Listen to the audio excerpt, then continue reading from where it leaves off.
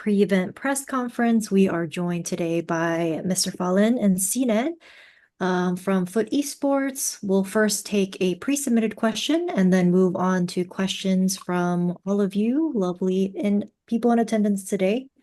So first question goes to either cNed or MrFalin from the competitive community.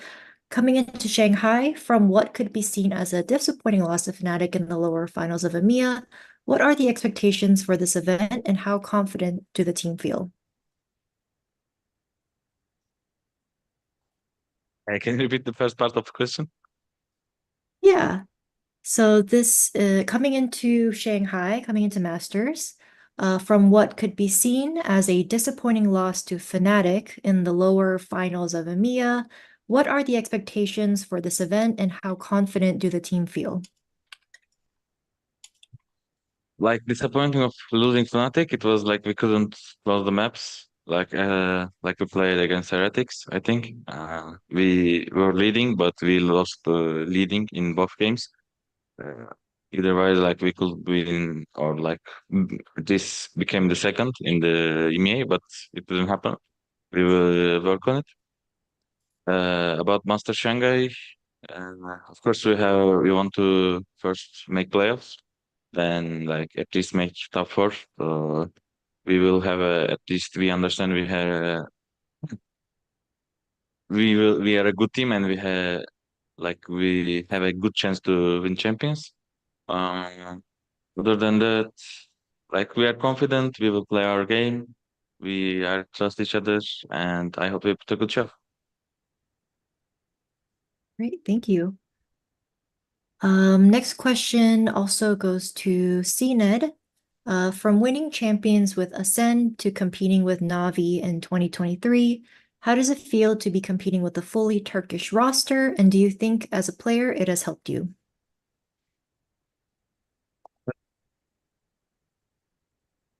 Like it's different because like you speak your own language and you speak like you live with your uh, same culture people, so it's good to understand each other better and explain your feelings better. So if I compare this, it's of course better to play with the Turkish team. And what was the last part?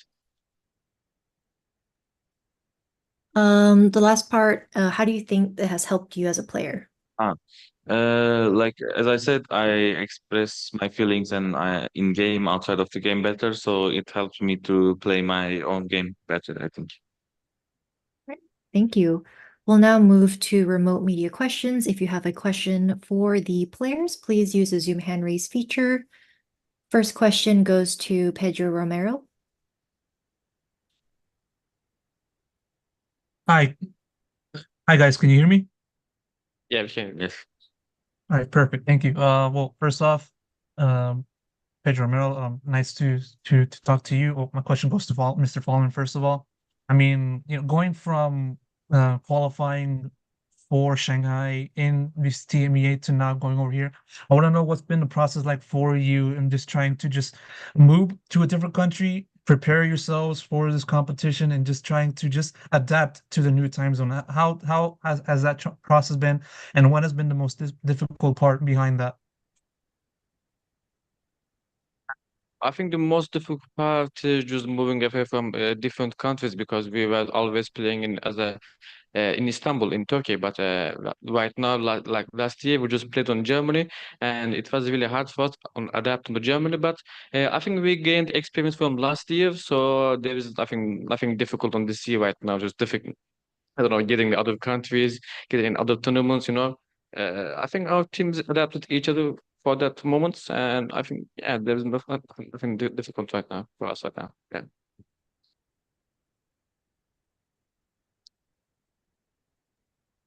Thank you. Are there any other questions? Or are there any questions in the room?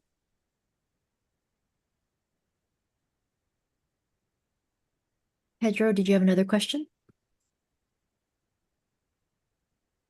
Yes, yes, I do. This question goes up just for both of you guys. Well, also first off, just covering the your first matchup in this event, more specifically looking at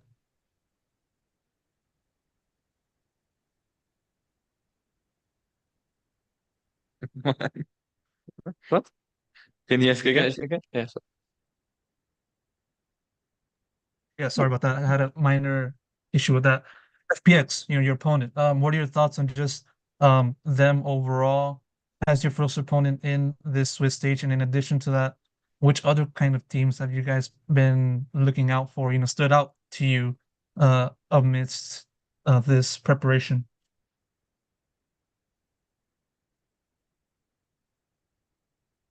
Like we know they're a different team like than the other regions. For example, I didn't watch too much China stage, and like they have different comps, different ideas, so it will be uh different to play, I will say, but I think we will handle it. And like I don't have a specific team to play it. Like we want to win as much as we can.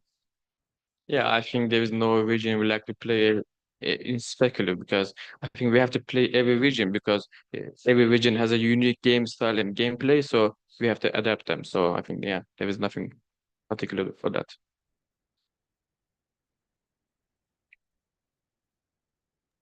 Thank you. Next question goes to Arnab. Hey guys, Arnav here. My question is open for both actually. I just wanted to understand, like, as cNed said that he hasn't watched or the team hasn't watched VCT China stage a lot. How do you guys prepare for these matchups, especially playing against teams who you guys haven't seen played a lot recently in recent times?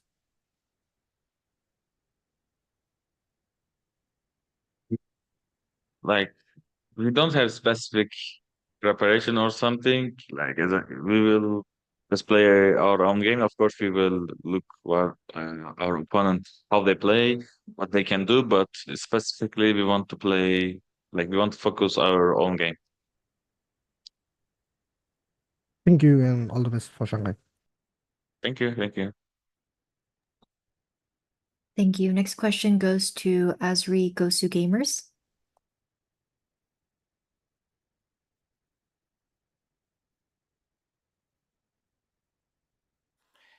Thanks very much for the question, for letting me ask the question.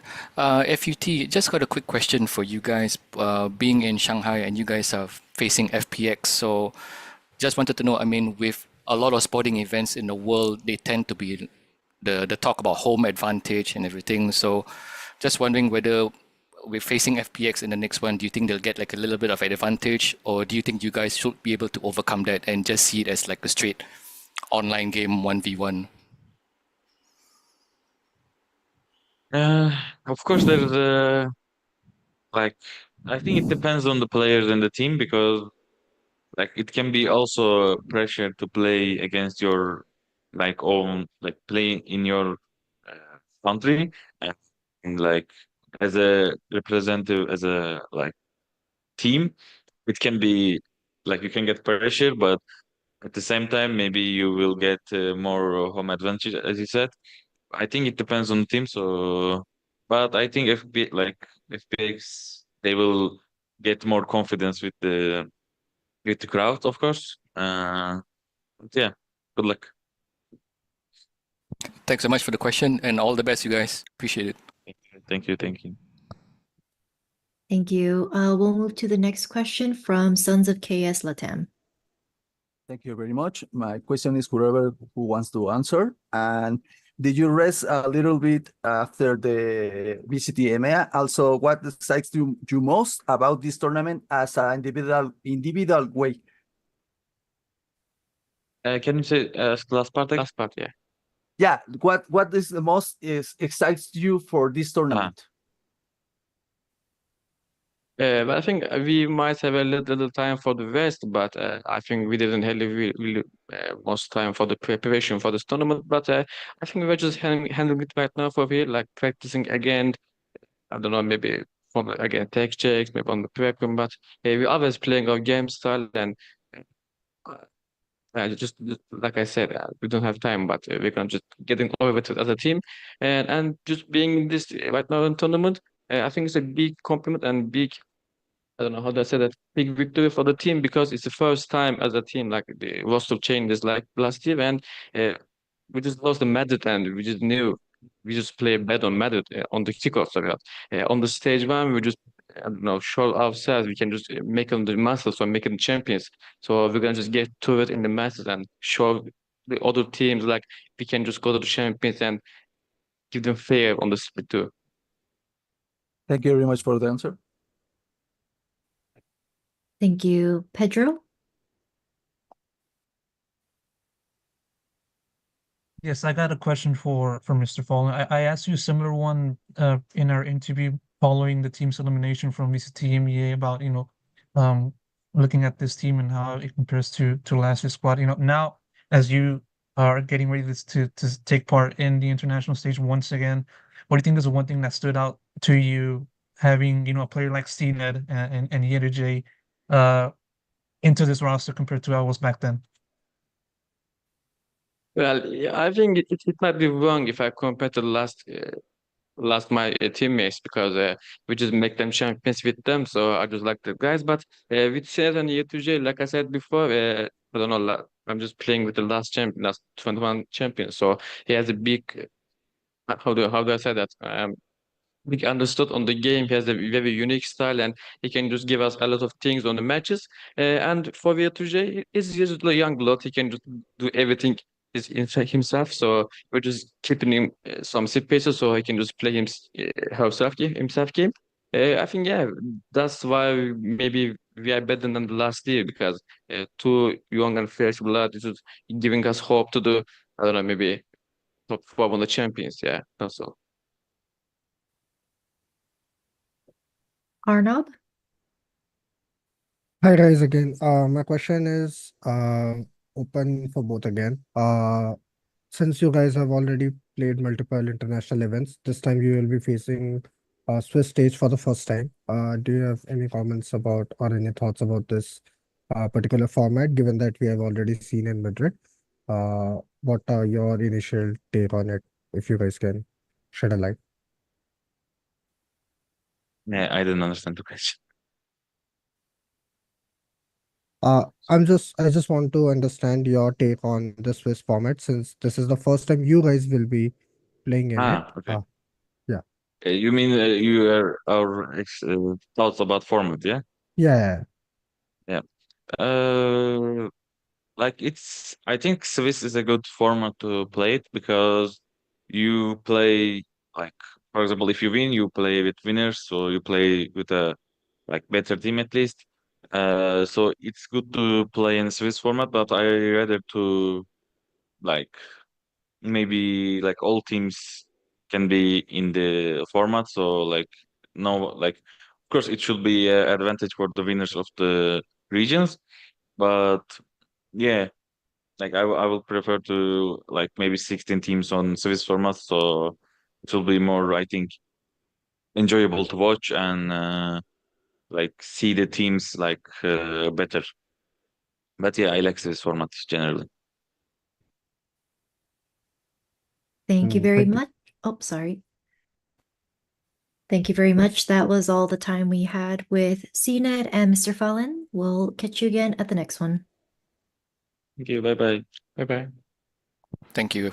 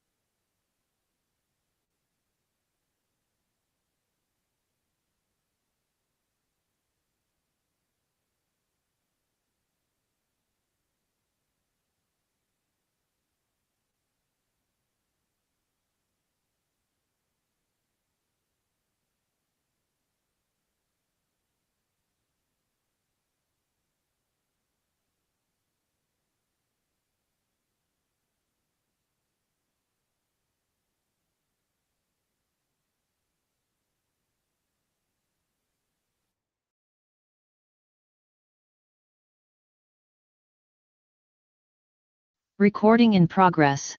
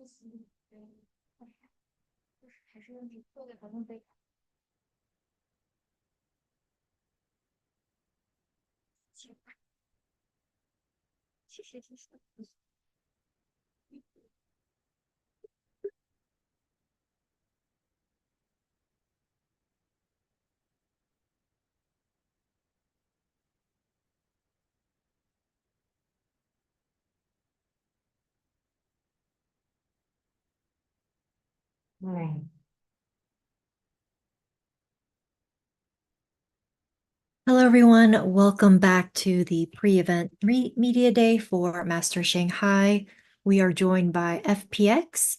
We'll start with a few pre-submitted questions first and then move to remote media questions and also on-site media questions. So the first question goes to either of you from the VALORANT competitive community. FPX is the first team to use Clove in the VCT League. What is your assessment of the agent so far? 不好意思，这个问题两个选手都可以回答。那 FunPlus 呢是第一支在我们的 VCT 当中使用木蝶这个英雄的队伍。那你们到目前为止对于这个英雄的看法是怎样的？觉得他在队伍就是他在地图当中会有怎样的一个作用？目前拿下来感觉强度还行吧，但是它有点只适用于特定的阵容，在一般常规阵很难去取代其他的角色。我觉得这个木蝶的话有自己的特殊的玩法，特殊的一个功能性。And so BerLIN said, so far it feels like this agent Clove is kind of okay, kind of powerful for the team, and we think might just suit for like some special specifically comps in the game, and it's really hard to take place of other agents. And Lyosar said that feels like this is it's a very special agent that suit for a special comps in the game. Thank you very much. Thank you. We'll now move to remote media questions. First question from Pedro. Hello. I got a question for both of you, if you're both able to answer. More so, covering the team's participation in this event, obviously. Heard the past years in which you guys have traveled to other countries to participate in the Masters event. This is the first time that you are, playing in home ground, playing in your hometown. And so, what's the feeling like for you to finally represent China in your own home soil? 这个问题两个人都可以回答。其实之前方 plus 就一直都有非常多就是出国征战的经历嘛。那这一次也是第一次在我们的上海，在我们的本土中国进行了我们的本土作战嘛。那作为 CN 队伍CN 赛区的一个队伍，对你们来说，感受在我们的本土作战是怎样的一个感觉呢？更加适应，然后也不需要调时差什么的，感觉也很方便啊。然后感觉在这里打，更加放松吧。熟悉的场馆，然后对，就像刘一所说的，你不用调整任何东西，对。但是这还没打，所以还不太确定会怎么样，对。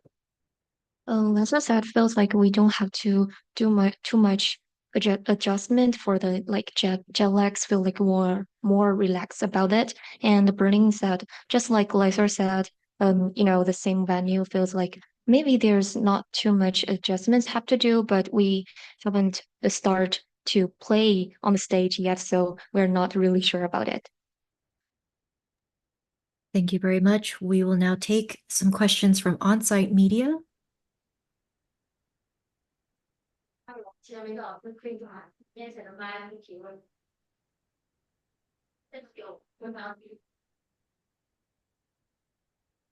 这个问题提问柏林选手，那在今年的上海大师赛想战胜或者想突破的，觉得今年的 FNATIC 和去年东京大师赛的 FNATIC 有什么不同？哦，好。想提问到柏林选手，那觉得今年在上海大师赛想战胜或突破的是什么？然后觉得今年在上海大师赛的 FNATIC 和去年在东京大师赛的 FNATIC 有什么不同？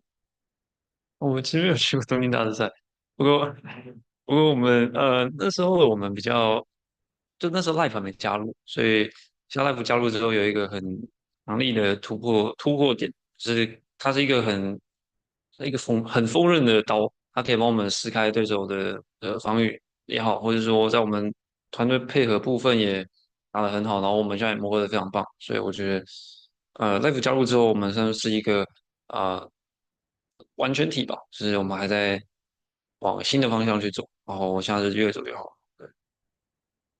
对，谢谢。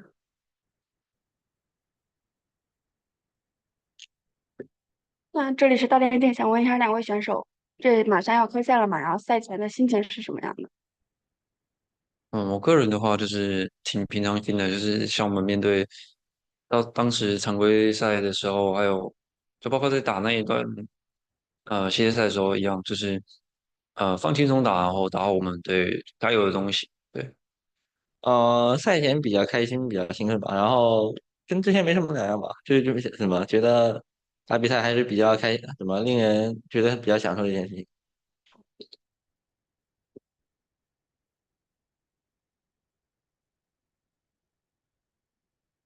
这边想问到柏林选手，你们首战将面对的 Foot 也是一个很有创造性，并且敢于尝试新阵容体系的队伍。那么你们觉得这支队伍对你们最大的考验点在哪里？那么你们的优势在哪里？我让我们的我看过他们的比赛，确实他们的阵容跟我们一样都是挺独特的。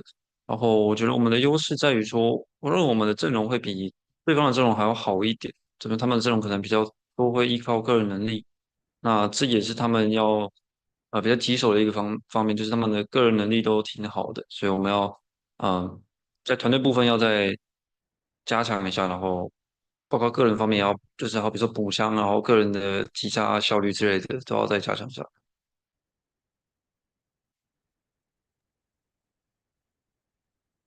Thank you. We'll take a few more questions from remote media. First question from Adli VLRGG. Hi. So for this is the first time that the Masters event have been held in China. Usually, when you are practicing or scrimming against Asian teams, it's more normal since you have access to it, but it's less normal since now EMEA and America's teams are visiting the region for the first time. How have the quality of the scrims and the practices have been for you guys? Now those teams are coming into China. Is it interesting to see how they are adapting to the Chinese playstyle, or is it the same usually with you guys? Like, can you repeat like the second part of the question? I'm sorry about that. With my earphone, I can't hear you. Sorry. So what I was asking is, with the Americas and North and EMEA teams coming into Shanghai, has the quality of the scrims been different? Like you are seeing new ideas or new perspective from those teams, or is it the same when you are scrimming Chinese teams or Asian teams? Thank you.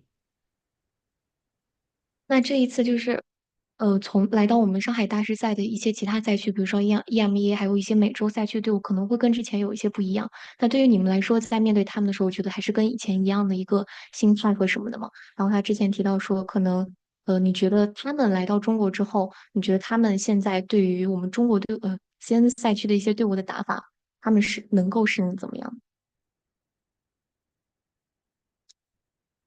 我认为每个队伍都会有，肯定都在持续的进步，所以他们跟之前肯定也变得更强。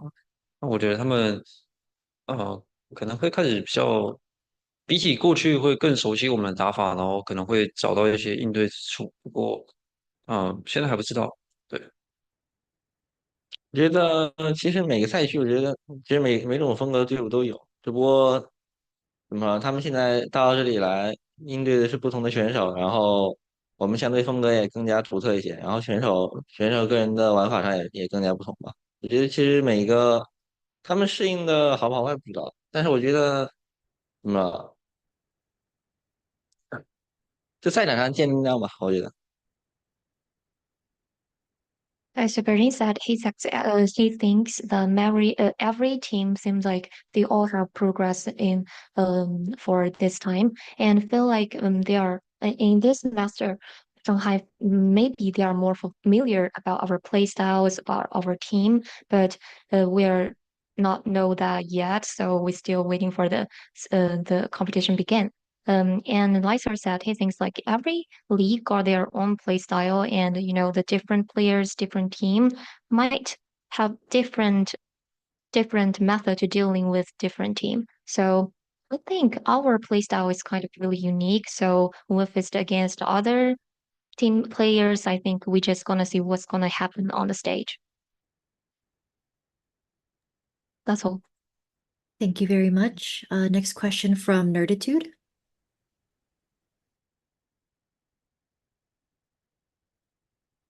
Thank you so much. My question is for both.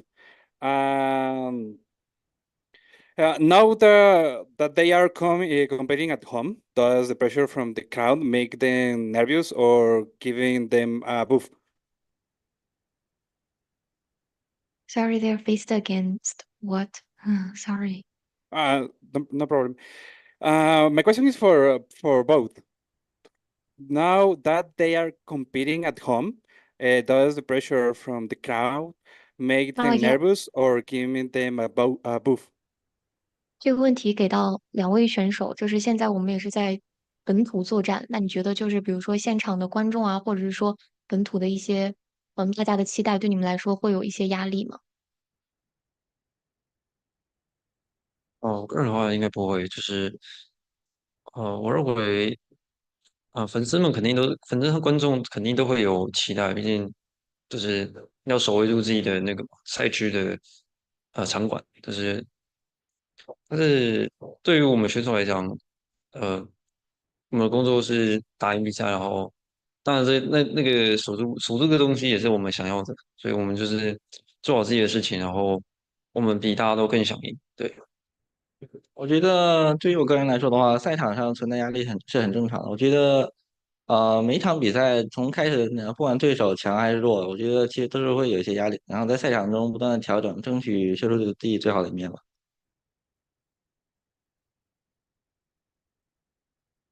And so Berlin said feels like now, I think faced again when we faced our the expectation of the fans or all the audience, I didn't feel there is a pressure because when we play, as you say, we'll play home or play in China, feels like we want to like protect our own proud for our own region.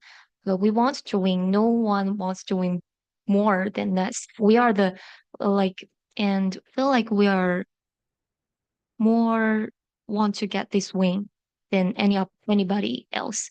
And Lyosar that feels like actually it's very normal for players to have pressure on the stage because but no matter your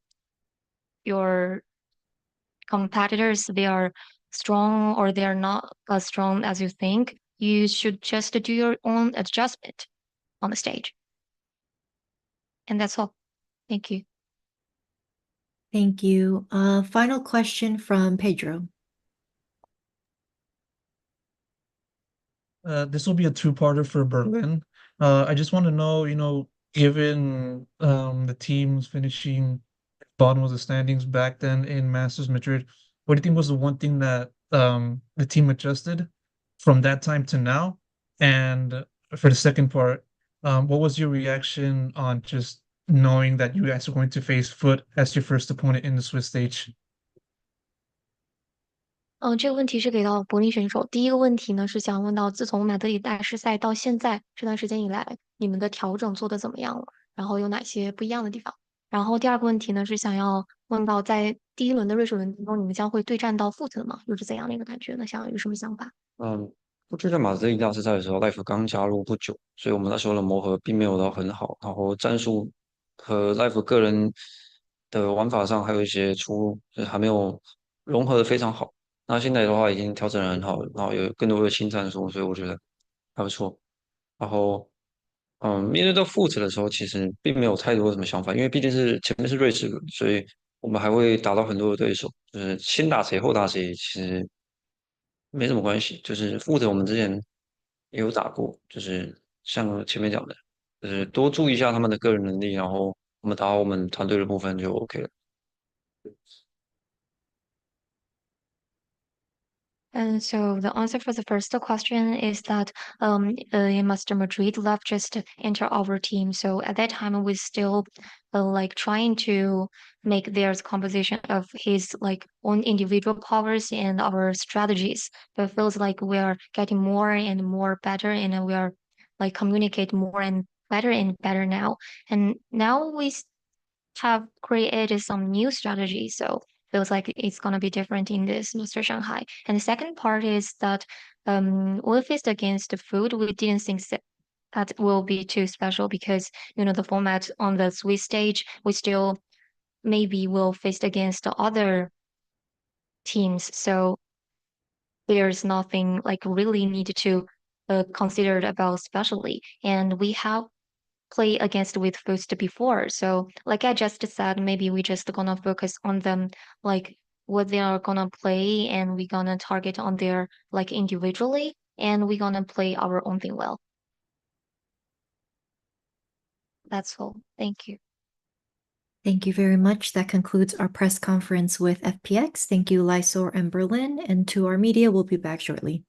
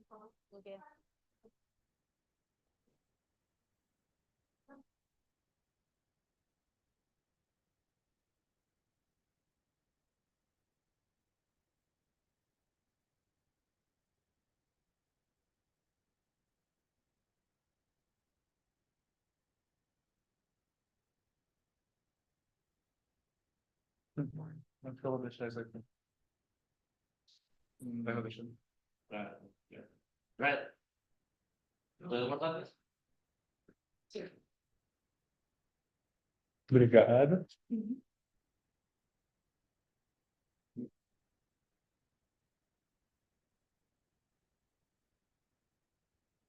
Parece. Faz tempo que eu não vejo. Hello, everyone. We're going to get started. Can you put on your headsets, please? Acho que a gente não vai parar pra Acho que vai. Acho que não. Será? All right. Hello, everyone. Welcome back to the press conference. We are joined by Leviathans, Aspas, and Mazino. We're going to start with a few pre-submitted questions first and then move to remote media. So first question goes to Aspas from the VALORANT competitive community. What is your most favorite team to go against? I think maybe FNATIC or PaperX, one of those two. Thank you. Next question goes to Mazino from Esteban at LNE.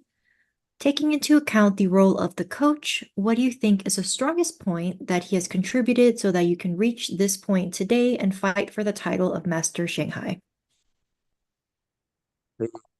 Yo creo que nos ha ayudado mucho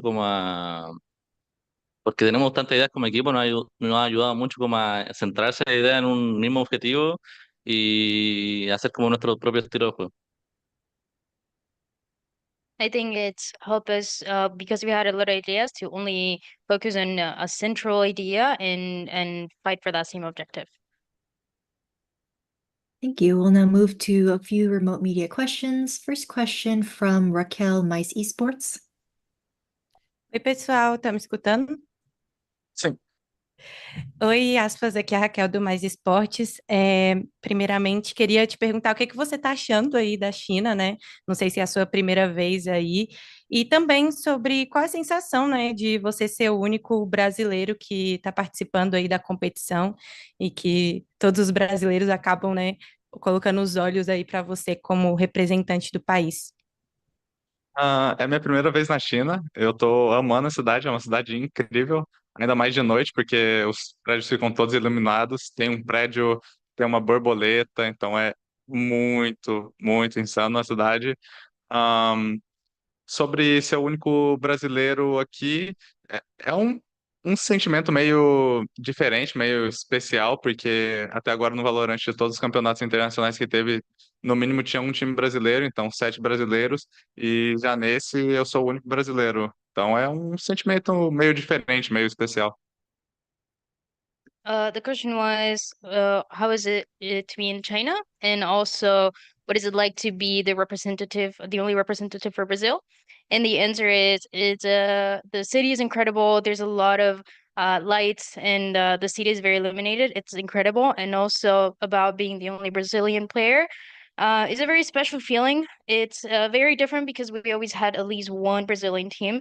And now I am the only player from Brazil, so it's very different. Thank you. Next question from Fernando. Thank you. Bom dia, aspas. Buenos dias, Marcelo. As minha primeira pergunta vai para você, Fernando Valorant Zone. Cara, muito se viu dessa Gen.G no começo do ano, né? Vice-campeã do Masters e a Leviathan acabou evoluindo ao longo da temporada. Como você enxerga o desempenho hoje da Leviathan e essa estreia contra a Gen.G? O que você espera desse jogo? Eu acho que vai ser um jogão, vai ser um jogo bem difícil. A Jinggg já fez uma ótima estreia no kickoff. Eles também conseguiram o segundo lugar no Masters e agora eles ficaram em segundo lugar no Pacífico. Então vai ser um jogo bem difícil e eu tô bem animado para jogar contra eles. A gente vai se preparar da melhor forma para a gente poder ter um bom jogo contra eles. Obrigado. The question was about Gen.G and the way they define them, and the answer is it's going to be a difficult game. They had their performance in kickoff, also in Masters they made it to the finals, in Pacific as well they made it pretty far. So we've been preparing to give the best performance. Thank you very much. And for our media online, we also have Com joining us. Welcome, Com. We'll have the next question from Sons of Chaos Latam. Good night, everyone. My question goes to all the players if they want to answer. After training and improving like some things on your bootcamp in China before the event, you will say that the level that you notice a huge difference between the level of VCT Americas and the other teams? Responder? You got that one, Carpe. me? You survived. You had it. Yeah. I would say we haven't really had a lot of time to practice since arriving here, honestly, but I think overall, like, it's cool to like see a new style of like scrimming like the Chinese teams and like the Asia Pacific teams as well. I think there is some difference, but at the end of the day, like it is Valorant. Anyone can play it in any type of way you really want. Thank you. Thank you very much. Next question from Jasmine. Hola, ¿qué tal? Mi pregunta es para Mazino. Quería preguntarle si, no sé, si ha tenido algún problema el equipo entero para adaptarse al cambio de horario y específicamente también para él, si sienten una presión por representar a Latinoamérica. Yo creo que el tema de cambio de horario sí nos ha afectado mucho a todos nosotros. Ha sido difícil, pero de a poquito como que va mejorando, al menos para mí y para el equipo va mejorando a poquito. Y es algo que un par de días y uno ya está ready. Y el tema de representar a la TAM, obviamente siempre va a estar esa presión. Y una presión que realmente yo por lo menos me siento orgulloso de tenerla porque estando acá ya es como un sentimiento de orgullo y eso, vamos a tratar de dar lo mejor para representar a la TAM. The question was if, first of all, if the team has had any problems to adapt to the change of schedule, and if for him specifically, if he feels the pressure to represent LATAM. And the answer is the change of schedule. Yeah, it's been difficult, but we've been getting better just in a couple of days, and we're good. And to represent LATAM, it's really good. I always feel that pressure, and it's a feeling that is always there, but I always feel it's already an accomplishment, and I already feel proud that I'm in this instance.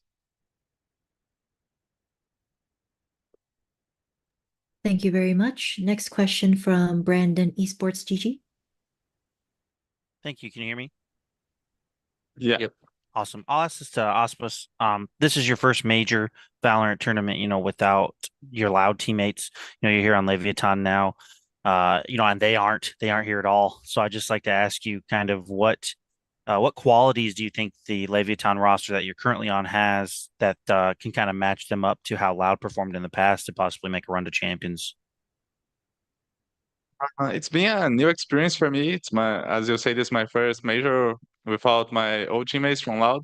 So I have new guys with me. Now I'm speaking a new language as well. So it's been everything a new experience for me, and I'm really happy with it.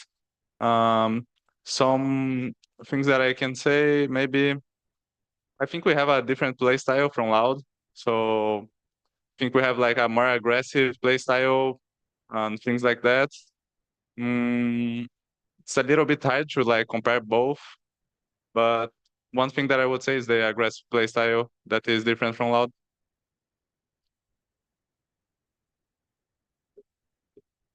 Thank you very much. We'll take the next question from Elizabeth, The Score Esports. Hi, everyone. My question is for Com. Hello. It's actually a follow-up to a question. I forget who asked this just now to you. You were mentioning about time for practice, etc., that you didn't have much time. My question's kind of a two-parter. One, I'd love for you to give a clear timeline of how you have spent your time since arriving at Shanghai and give a specific date of when you arrived. Second, in your experience as a world champion and someone who's attended many international events that have had a greater time zone difference, how difficult is it to properly practice and perform under these conditions? I think we got here like 3-ish days, 4-ish days ago. I think we got into practice like almost a day after, and then we had like 2 media days, and then I think we're practicing tomorrow for a good amount of time. But I think for me, after being at the 2 international events last year, obviously I only had to adjust to one of them, which was Tokyo. Los Angeles, I already was there, so it didn't really make a huge difference. But I think overall, it's just like kind of putting your mindset on like trying to for sure get your like sleep schedule down and just like overall like re or what's the word? Like get used to your environment and then also like find your like routine because I think routine is one of like the biggest things. So like preparing for a match and all that sort of stuff. If I can quickly follow up on that, just very, very quickly. Beyond that, in terms of just like actual like meta and performance against teams you have not faced before, how is that prep and confidence in that performance? I mean, I'm excited. I think scrimming against all different regions sees like a new outlook on the game and new ideas on kind of how other teams want to play. And then also like playing in matches against that, I think is also fun because I think adapting to those type of teams and like you kind of have to call a little bit differently on like reactions or like mid rounds or whatever. I think it's like super cool. And you know, that's why I enjoy being at all these international events. All right. Well, thank you very much, gentlemen. Best of luck. Thank you. Thank you very much. We'll now take another question from on-site media. Hi, this question is for aspas. Which player are you looking forward to play against most? Maybe Jinggg from PaperX.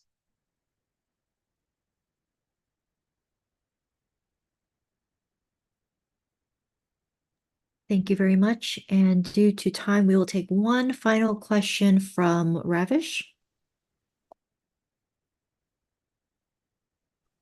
Hi guys. Just a quick question for Aspas, a bit more on the lighthearted side. So I'm gonna ask Aspas, you are continuing to drop above 47 kills on every America's team. Do you ever get tired of that, and can we expect you to drop 50 on the international stage? Will try my best. I hope so. Maybe it happens. Who knows? So I will try my best. Love that. Can't wait. Thanks, guys. Thank you. All right, thank you very much. And that was the final question for this press conference with Leviathan. We'll be back momentarily. Thank you. What do you want? What do you want from me?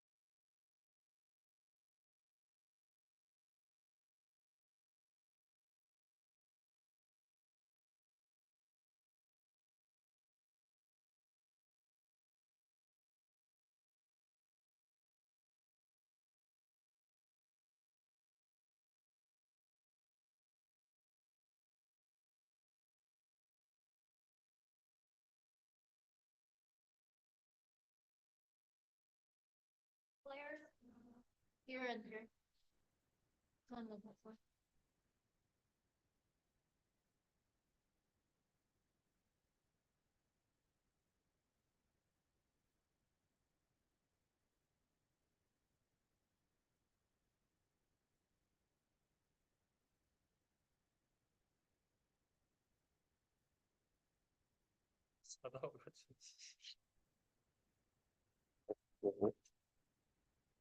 뭐 했어, 지금까지? 나 이거 그냥 유리품 교환하고 이제 나도 하고. Hello, everyone. Can you hear me? Yes. Okay, great. We're going to get started. Hi, everyone. Welcome to the press conference. We are joined by Gen.G. If you have any questions for the team, please use the Zoom hand raise feature. We will start with a pre-submitted question first. So first question goes to either of you two players from the competitive community. How do you guys get prepped up for each tournament? 아무나 대답해 주시면 되는데 보통 대회 같은 거 하면 어떻게 준비하는지 준비 과정에 대해서 좀 설명해 주세요. 이제 요원들이나 맵에 대해서 연구를 하는 편이고요. 그리고 저희한테 잘 맞는 거, 그리고 저희가 이제 부족한 부분 연습해서 잘 준비해서 네, 스크림에서 하고 그런 식으로 해서 대회에서 하는 것 같습니다. We mostly focus on trying to have our own interpretation of certain agents or certain maps, and also some things that we still need to improve on. And once we got those points down, we try to practice that in scrims or in practices, and that's how we prep for the tournaments. Thank you very much. Next question goes to Texture. How are you feeling about / went fighting Leviathan, who clearly had a dark horse team, as they have aspas, who is currently the best duelist in the VCT? 텍스처 선수에게 드리는 질문인데요. 일단 레비아탄이 아메리카스에서는 약간의 다크호스 입장으로 경기를 보여주고 있었고 또 아스파스 선수도 이제 세계 최고의 선수이잖아요. 그래서 레비아탄과 아스파스를 만나는 소감은 어떤지 궁금합니다. 레비아탄을 만나는 거는 처음이라서 좀 떨리고 좀 설레는 것 같아요. 뭔가 좀 긴장이 된다거나 그런 감정보다는 좀 설레고 좀 재밌을 것 같아요. 아스파스에 대해서는. 아스파스에 대해서는 뭐 워낙 근데 뭐 그렇다고 해가지고 뭐 좀 겁을 먹는다거나 그런 거는 없는 것 같아요. Well, Leviathan, for example, it's my first time playing them, so I would say I'm not nervous, but I'm super thrilled and excited to play them. And also, when it comes to Aspas, I know he's a big name and one of the best players in VCT, but for me, I'm not too intimidated. I wouldn't say I'm intimidated, and I'm really looking forward to facing them. Thank you. Next question also goes to Texture from Sportskita. You played for global esports before coming to Gen.G. How has the transition affected your overall approach to the game and the team dynamics? G에서 젠지로 넘어왔잖아요. 그렇게 넘어오는 과정에서 좀 어떤 부분이 달랐고, 어떤 부분이 뭔가 팀 시너지나 뭐 문화나 시스템 자체에 있어서 어떤 부분에 차이가 있었고, 또 본인은 그 과정이 어땠는지. 일단 되게 좀 다양한 나라에서 이제 모였다 보니까 되게 문화나 좀 성격 이런 거를 좀 하나씩 다 맞춰 나가는 느낌이고 G에 있었을 때는 그러다 보니까 뭔가 온전히 이제 뭔가 게임에만 집중하다기보다는 뭔가 언어적인 것도 되게 좀 복합적으로 좀 많았고요. 근데 젠지에 왔을 때에는 게임에만 딱 집중할 수 있는 느낌?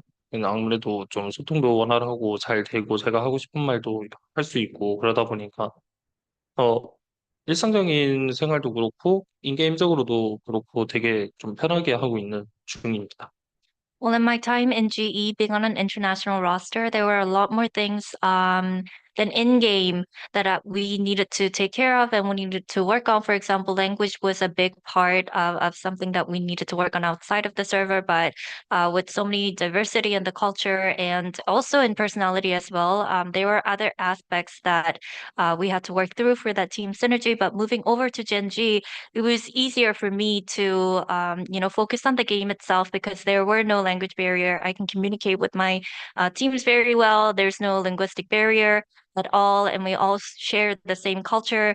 So it was a lot easier for me to, go on a daily basis, a daily routine, and also scrim and practice with the teammates. So it has been a easier transition, I guess. Thank you very much. We'll now take questions from remote media for both Lakia and for texture. First question from Phomos. 땡큐. 안녕하세요. 오랜만에 뵈서 반갑습니다. 질문은 두 분께 하나씩 드리겠습니다. 먼저 텍스처 선수께는 지금 중국 같은 경우는 온도차가 굉장히 심하잖아요. 냉방 같은 경우도 있고 그러다 보니까 아무래도 컨디션 이슈가 가장 좀 중요할 것 같은데 이전에 대회에서도 컨디션 이슈가 가장 많이 언급이 됐었고요. 그러다 보니까 이제 그런 부분에 있어서 좀 어떻게 준비하시고 지금 현재 상황이 좀 어떤지도 좀 듣고 싶고요. 라키아 선수 같은 경우는 이번에 아무래도 이제 항상 보면 키맨으로 많이 꼽히셨어요. 그러다 보니까 이제 이번 대회 준비 과정에서 코칭 스태프분들이 라키아 선수한테 원하거나 강조하는 점, 그리고 라키아 선수 본인이 어떤 점을 중요하고 생각하고 있는지 이야기를 좀 듣고 싶습니다. 컨디션 같은 경우에는 좀 전에는 너무 멀리 날아갔다 보니까 비행기 안에서 이제 시간이 되게 많다 보니까 그래서 컨디션 난조가 좀 되게 심했던 것 같은데 근데 그래도 이번에는 비행 시간은 짧아가지고 뭔가 전체적인 분위기 봤을 때는 예전보다는 좀 그래도 좋은 편인 것 같아요. 저한테 했던 질문 한 번 더 말해줄 수 있나요? 아무래도 이제 팀이나 아니면 밖에서 분석하시는 분들이 이제 키맨으로 라키아 선수를 좀 많이 뽑으시는 경우들이 있어요. 그러다 보니까 이제 이번 대회 준비하시면서 코칭 스태프분들이 이제 라키아 선수한테 요청하는 점이라든지 원하는 점, 그림이 뭔지, 그리고 라키아 선수는 이번 대회 준비하는 거에 있어서 본인의 플레이에 있어서 무엇이 중요하다고 생각하시는지 각각 하나씩 조금 듣고 싶습니다. 일단 코칭 스태프에게서 들었던 피드백은 저의 플레이 스타일에 대해서 조금 얘기를 들었고요. 그거를 저도 좀 노력하는 중이고, 그리고 이제 제 개인적으로는 조금 더 퍼포먼스를 끌어올리기 위해 노력을 하고 여러 가지 준비를 하고 있는 상황입니다.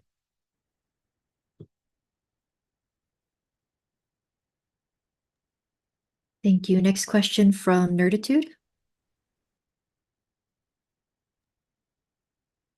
Hi, thank you. My question is for texture.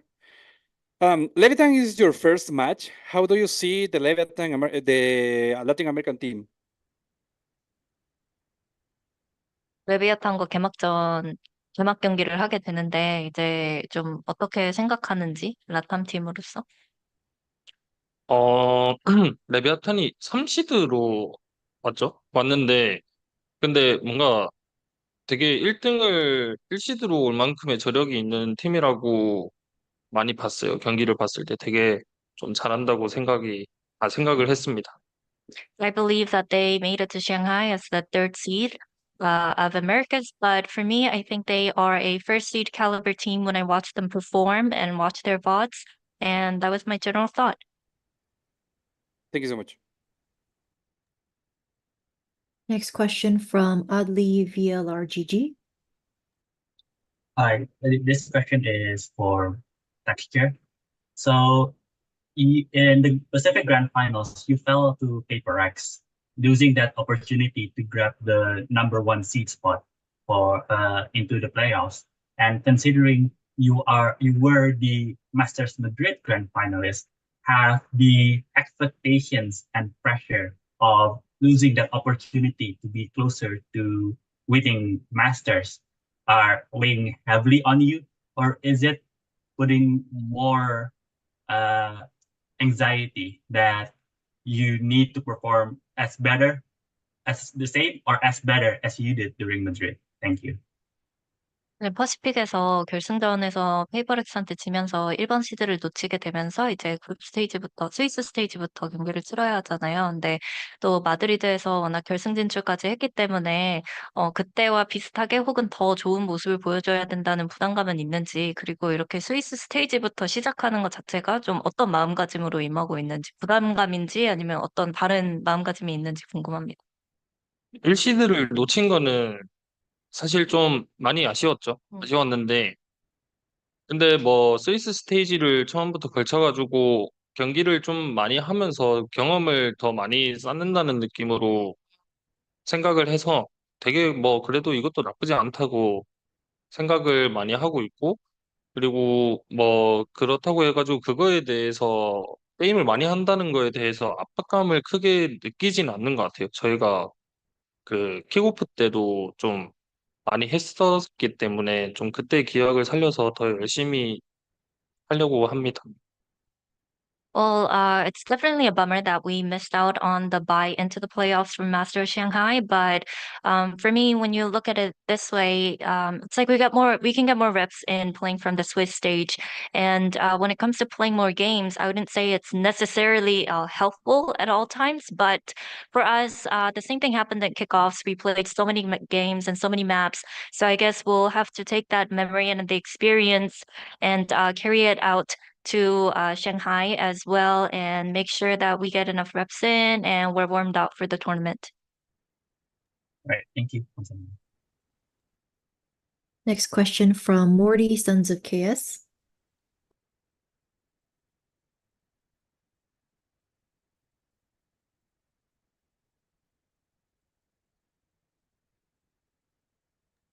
I don't think we can hear you. Oh, sorry. Can you hear me now? Yes.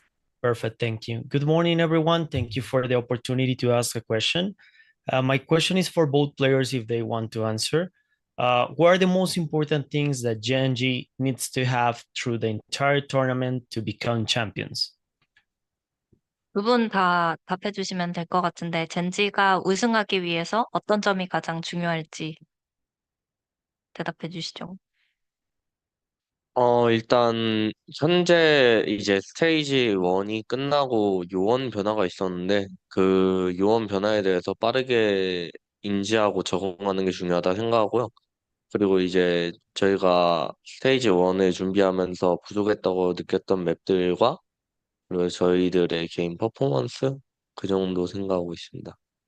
Well, for Master Shanghai, after stage 1, there's been changes to certain agents, so adapting to those patch updates would be crucial. And also for Gen.G specifically, working on the maps that are a little bit weaker compared to other maps that we have in the map pool and make sure that we strengthen and clean up our plays on those maps would be very important. 텍스처 선수는요? 저는 무조건 퍼포먼스. 아, 네, 우승을 하기 위해서는 퍼포먼스가 가장 중요하다고 생각하기 때문에 뭔가 기복 없이 매 판마다 그래도 기분 이상은 뽑아내야 된다고 생각합니다. individual performance for sure, 100% to win champions. I think that's one of the key aspects when it comes to who has what it takes to win and lift the trophy. And for me, staying consistent and popping off or putting up big numbers for the team in every match or every series would be very important. Thank you very much. Thank you, Pedro. Hello. I got a question for Lakia. Seeing you take part in this press conference reminds me of the time when you looked disappointed and just having to reflect on the grand finals loss to Sentinels back in Masters Madrid. I want to know, from that point onwards, how do you kind of look back on that result and the significance behind your growth to the present? And in addition to that, what is the one thing that you felt you adjusted the most within yourself to now be at your current form right now? 박혜아 선수에게 드리는 질문인데요. 지금 이렇게 앉아 있는 걸 보니까 뭔가 마드리드 결승전 이후에 프레스를 하던 라키아 선수의 모습이 생각나기도 하는데, 이제 시간이 좀 있었는데, 지금 와서 돌아보면 또 그때 결승전에서의 패배가 좀 어떤 도움이 된 것 같은지, 어떻게 좀 라키아 선수의 성장을 도와준 것 같은지, 그리고, 이제 지금 라케아 선수의 폼에 있어서 좀 그때의 경험이 어떤 도움이 되는지, 그리고 어떤 점을 가장 많이 마드리드 이후에 지금 현재까지 좀 많이 노력했는지 궁금합니다. 일단 마드리드 결승에서 저희가 아쉽게 트로피를 놓쳤고, 그리고 이제 저는 뭐 그렇다 치고 이제 선수들이 컨디션이 굉장히 안 좋았었고, 그거를 컨디션을 굉장히 신경을 쓴 것 같고요. 우리 팀원들이. 그리고 이제 제 개인적으로서는 저의 부족한 에이밍 능력과 그리고 이제 상황 판단 실수 그런 거를 최대한 줄이려고 노력을 하고 있고, 개인 퍼포먼스에도 이제 제일 큰 신경을 쓰고 있는 현재 그런 상황입니다. Now, after what happened in Madrid, looking back, it was, I would say, mostly because all of us weren't feeling very well, like quite literally physically. So we tried to work on being in the best shape or form on match days after Madrid, and also individually for myself. I worked on my individual performance, being able to shoot better, frag better, and also I'm just working on my in-game decision-making process and make sure that I don't make mistakes here and there when it comes to making those decisions. And basically, individual performance is something that I've been working on the most. Thank you very much. That was the final question. Thank you, Texture and Lakia, for joining us. And for the media, we'll be back in about a half hour. Thank you so much. Thank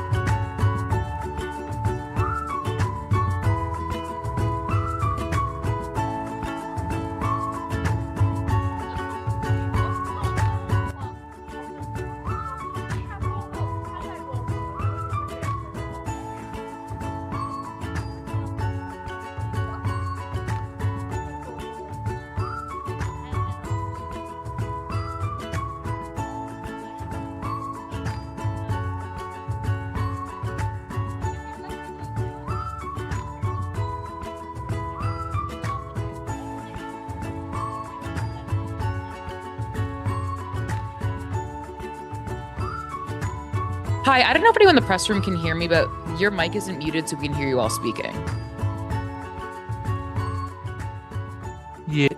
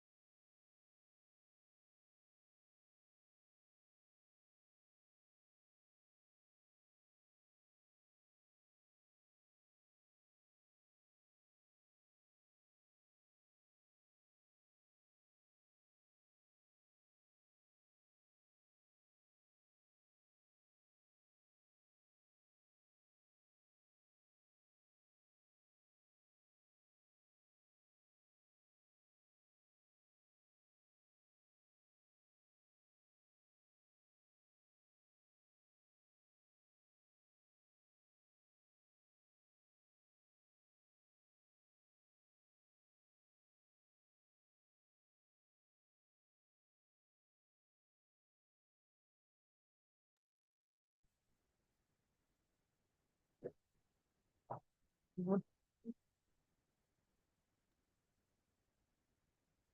everyone. Welcome back to the pre-event press conference for Masters Shanghai. We are joined by DRG. We'll start with a few pre-submitted questions and then move on to remote media questions. First question goes to either of the players from the Valorant competitive community. How has the addition of Xion 7 to the roster revitalized the team? Sorry, what's roster? How? How Sorry, could you has Oh, yep. How has the addition of Xion 7 to the roster revitalized the team? 在这个问题，两位选手都可以回答。你们觉得当受人气来到我们的队伍之后，来到了现在新的整体的一个人员，你们觉得现在的新阵容怎么样呢？两个人都可以回答。我觉得他来到这边的话，整个阵容就是会比较多变吧，就是可以尝试更多的适合我们的打法，然后也不会像以前那样的保守跟常规阵容，我们可以尝试去做更多的新东西。除了阵容上可能再多一点是队伍的默契上，其实有更好的风格吧，因为他挺适合我们队伍风格的。然后在我们做任何的决定的时候，都挺有默契的。And so Nick said feels like he will take more with the Shoinchi getting to our team will have more changes and we can change to more play styles in the game and feel like sometimes when he joined to our team and bring some new thing and new style to our team. And looks at not only just the composition of more change, it's more about Shoinchi has adjusted well in our team and his play style is just really fit our play style our team's play style. We can not only just play really safe and we can try some aggressive things in the game. That's all. Thank you very much. Next question goes to either of the players. How does it feel to be an Ascension team on a main stage like Shanghai?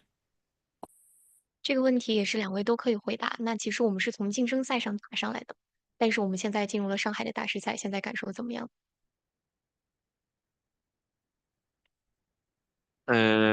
感受怎么样嘛？我觉得会比晋升赛稍微激动一点嘛，因为晋升赛是拿到联赛名额嘛，但是这个就不一样，这是世界赛，就能到世界舞台上展现自己的很好的机会。我觉得，参加完竞争赛，然后到这边打世界赛，心情主要是多一点是激动嘛，因为我们终于有机会可以证明我们5个人的实力，然后可以在世界上的舞台展现自己，然后心情是挺兴奋的。Nick said feels like more exciting than Ascension because when we was in Ascension feels like we are just qualified for the VCT, but now on the world stage, it's a great opportunity for all of us to present what we got. And looks at feels like compared with Ascension, we just getting more excited about the world stage because this is a chance to prove all of 5 us we got the ability and we got the power to worth this world stage, and it's a great chance for us to present ourselves too. That's all. Thank you. Thank you very much. We'll now transition to on-site media questions.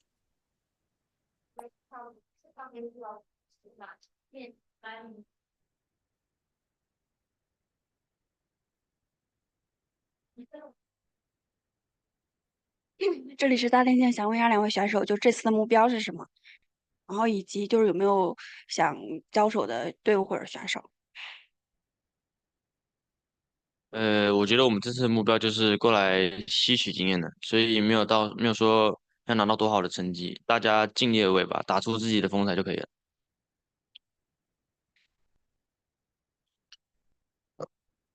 第一次参加世界赛，我们队最主要就像 Nick 说的，除了吸取经验，再就是学习国外的风格是什么样子的。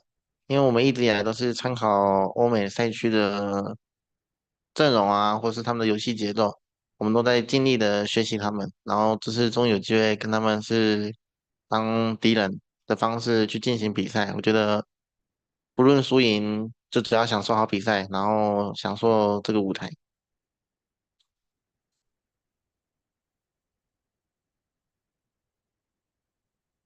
这个问题提问到2位选手，那也是在你自己熟悉的主场作战嘛？那对战，是压力更多一点，还是动力会更多一些？对我来说应该是动力会多一点吧，因为在自己主场嘛，认识的人也多，支持的人也多，就是把自己最好的一面展示给他们就行了。我觉得当一个职业选手，压力就是一个动力吧，因为喜欢你的很多，讨厌你的人也很多，然后再就是把这些不管是喜欢或讨厌，把它转换成就是你前进的动力吧，然后尽力的去打好每一回合，打好每一场比赛。谢谢。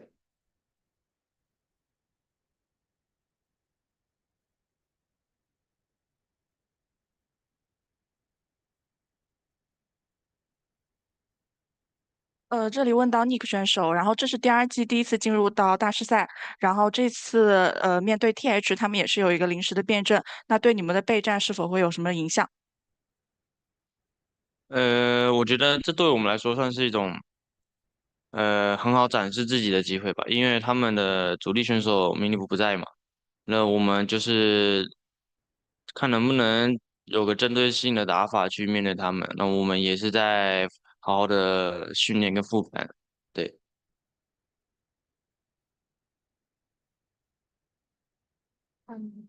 So the question is, this time on the Swiss stage, you were faced against the Heretics, and their roster have changed a little bit.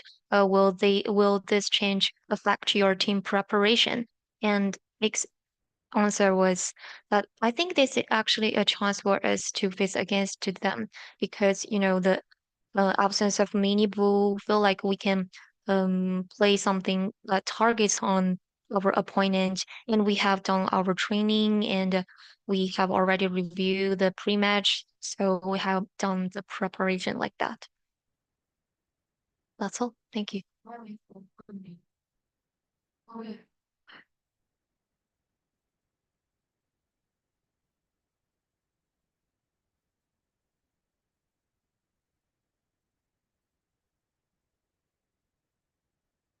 How's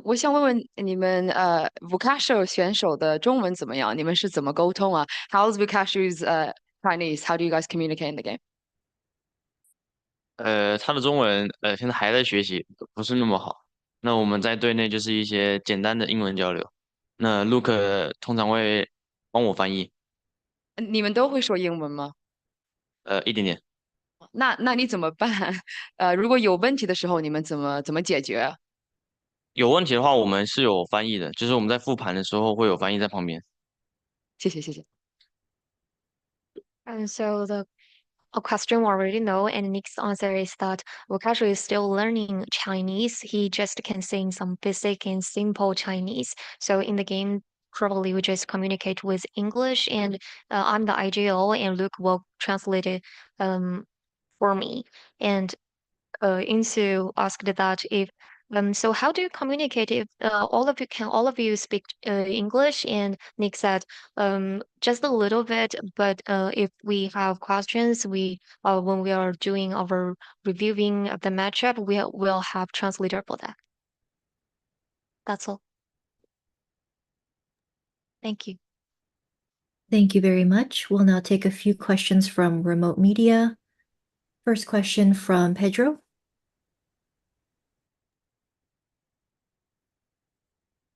Yes, I got a question for anyone that can answer. Well, as what was said earlier on in the press conference, it's a major achievement for an session team to make it to the Masters event. Not even the first year in their trajectory in an international league. And so my question to you guys is for you guys to continue the momentum from winning Ascension in China to then continue to fight amongst the best within your region. what do you think is the one thing that helped this team just improve so much to get to this point? 其实第二季从晋升赛开始就获得了进入我们 VCT 西安的名额嘛，包括到现在你们也是一路征战，也是进入到了象征着我们赛区最好的战队吧，因为你们进入到大师赛嘛。你们觉得这个过程中你们最大的进步，你们是提升了哪一部分才能做到这么好的呢？两个人都可以回答这个问题。我觉得进步上最大的是原本的我们那三个人的，不论是就是除了游戏内的进步，我觉得最大的进步是情绪上吧，还有游戏队伍的气氛上，因为我们5个人从晋升赛打上来，其实剩下的就我们这3、4个人，然后我们除了游戏内、游戏外，我们其实一直在学习怎么和队友们相处，然后尽量把游戏的内和游戏外的默契都达到最好。因为这样才能充分的表达我们游戏内的东西。So Luke's answer was that, except the things with in game, we think like the process is mainly about our mentality and environment in our group. So from the ascension, actually there was roster changes. It's only 3 or 4 of us still in the team. So basically for this time, for all of along this time, we just trying to like get along with our teammates, no matter in game or in our normal life, and we trying to communicate with each other like better, and now we just cooperate better in the game. That's all. Thank you. Thank you. Next question from Adli via LarGG. Hi. So for both of you, Nick and Luke, you both moved over from the Taiwan and Hong Kong region back in Asia Pacific. How has the transition been for you guys? And now we are seeing more representation of the Taiwanese and Hong Konger players in China with BerLIN, you, and others. Do you see more players from the region moving over to China? And how has it been seeing the region itself separated from China in terms of performance as well as playstyle? 其实之前两位选手也是在别的，包括说就是其他的类似于赛区的地方有打过嘛，也是现在在我们 CN 赛区建立之后，也是来到了我们 CN 赛区。那就是其实现在可以看到有更多来自我们两岸的友好同胞都来到了我们的 VGTCN 来跟我们一起来打比赛嘛。其实大家可能说在打法风格上会不会有一些不同？那你觉得如何看待有越来越多的我们这些融入和加入？如何看待我们这些打法风格上面是不是有一些不同和融合？我可以不回答吗？对，这里。可以的。Sorry about that. They don't really want to talk about this topic. All right, sorry. Sorry. Thank you. Next question. I'm sorry, I can't read your name. Starts with a B.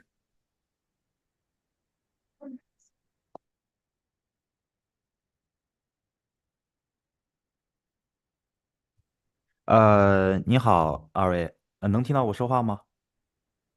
喂，喂，你好，好的，可以可以可以我的问题可以可以可以是，好的，我想问二位都可以回答这个问题啊。24号是要面对到咱们的劲敌 TH 了，他们最近也是经历了一些临场的这个改动，那么仍然对我们来讲是一场硬仗啊。想请问队员们为了这一战都做了哪一些的准备呢？心理上或者说从战术上都可以给我们讲一讲吗？我们首先有去观察他们的比赛，以及做阵容上的调整，就是无论是角色啊那些的，我们都会有去做一些新的布置，以便我们打出更好，展现出更好的东西吧。对。除了战术上，在队伍的训练的方向，其实都和以前也会比较不一样，因为以前练的就是把基本功练好，那现在来大师赛可能换阵容，所以我们还针对了阵容去调整，然后再就是心态上，教练也是告诉着我们，就是我们以学习的心态来打这场比赛，然后就是把每件事情像以前一样做好每一个基本功，然后去打每一回合。对，谢谢。好，谢 And 谢。 so the question, oh, thank you. So the question is that is for both of the players, Nicc and Luke, and on the 21st you will face against the Heretics. Actually, they got a roster change recently, but still a really kind of seems like a really hard fight for all you guys. So how was your preparation, no matter on mentality or strategy? And Nick's answer is that we have watched their free matches, and to target with that, we have some adjustment about our comps to present a better play form in the game. And Luke said, besides the strategy, we have changed our method of training. Like before the Master Shanghai, we were training more like basic things, but for the Master Shanghai, we have some new comps and prepared for that. And not only that, we think we have some preparation about our mentality, because this time we came to Master Shanghai, I think we are the challenger. We're come here to learning new things. So, and our coach just told us that just do our basic things and play our own thing to like play every round like well. Thank you. That's all. Thank you very much. That's all the time we have today with DRG. We'll be back with TH shortly.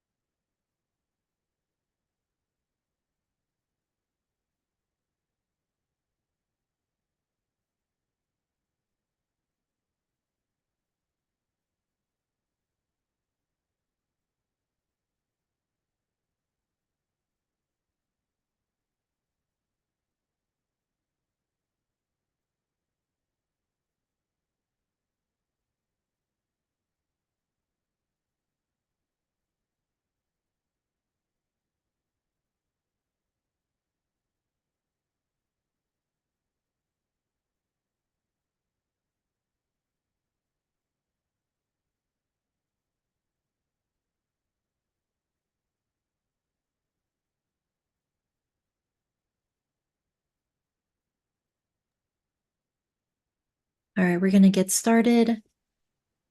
Hello, everyone. Welcome back to the press conference. We are joined by Team Heretics, Benjyfishy, and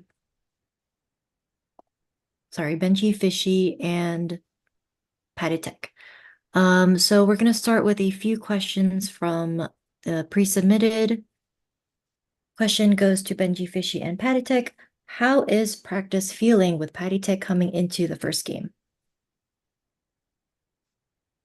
I mean, we haven't really had much time to practice, because Ryan's and Woot haven't had their visas. They only arrived yesterday, and from then we haven't, we've been on a break, since grand finals, so we haven't really had too much time to adjust. But I feel pretty confident considering we've played with paTi before. We know his play style, we know how he plays. He's going to be on a role that he's comfortable with, so yeah, we should be fine. Thank you very much. Next question goes to either of you. Many people view your next opponent, DRG, as the worst team in this event. What is your evaluation of their strength? I wouldn't call them the worst team. I wouldn't call anyone a worst team because it's the VALORANT Masters tournament. It's like one of the best teams in the world. So I wouldn't call anyone a worst team. And when it comes to our evaluation to them, we think they are a strong team, and we're just gonna play our game, and that's it. We are not looking into them that much. I think we are just gonna focus on ourselves, and that's it. Thank you. Next question also goes to either of you. Do you think that being in the Swiss stage has benefits for you to get repetitions together as a team for the playoff stage? Yeah, I think so. I think, just getting practice in, especially with paTi, is quite important for us.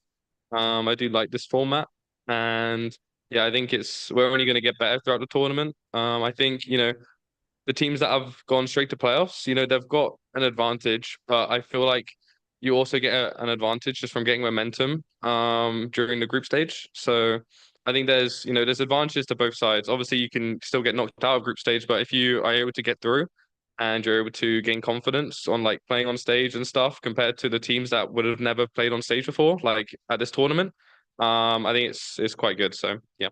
I think it's also a matter that we are a team that's gonna play more games than the ones that in playoffs. So we're gonna be more warmed up than them. So when it's gonna come to the play, like when we're gonna play the playoffs team, I feel like the teams that gonna come from the first stage are gonna have advantage because they will be just more warmed up. Thank you very much. We're going to now move to remote media questions. First question from Nerditude. Thank you so much. My question is for Benji. Do you think you have any kind of disadvantage to the abrupt player change? And I would like to give all my support and good vibes to paTiTek for coming to support the team. Cool. Wait, sorry, can you repeat the first part? Do we have any sort of what? Okay. Do you think you have any kind of disadvantage Disadvantage? Okay. to the abrupt player change? Okay. Yeah, I think it's obviously harder than if we would have to play a Miniboo because we've been playing for Miniboo for a long time now. I've got used to how we play, but I think paTi coming in is like the best solution we ever could have had just because we've played him before.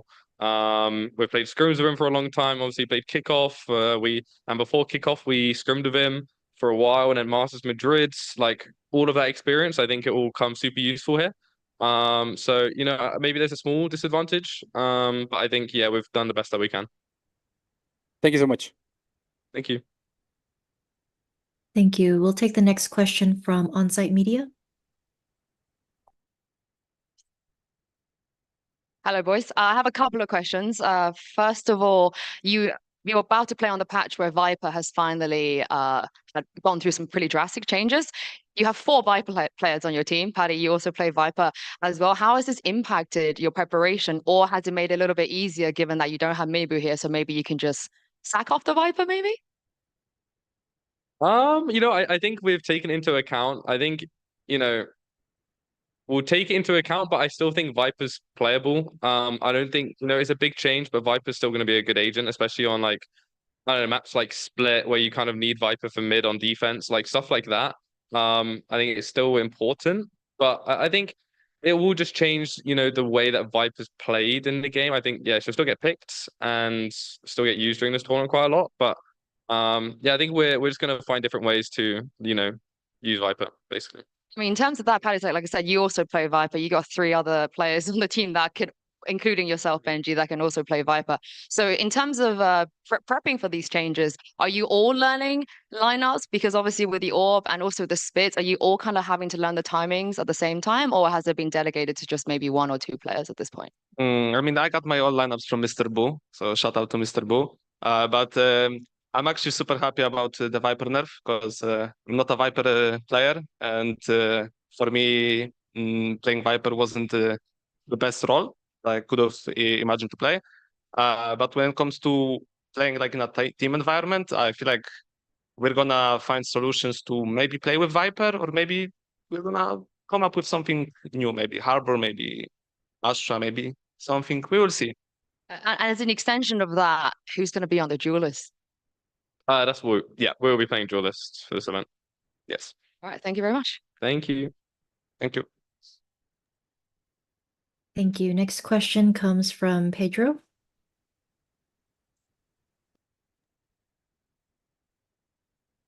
Yes, hello. Well, hello. First off, welcome back to the Masters. Good to see you guys again after a few months of duking it out with the rest of the competition in EMEA. And talking about that, one of the talking points that kind of has been ongoing throughout the season is this fatigue, and how for certain teams that have been able to compete in, let's say, Masters Madrid, they have not been able to maintain that form just because of the fast-paced schedule and just having to play many games week by week, and just going at from regular season to playoffs. As one of the teams that have been able to continue your top form from Masters Madrid to now, how have you guys been able to just keep the train rolling and just continue to play at a good level while also sorting off any kind of fatigue that might have settled in? And I this can question goes answer for it. both.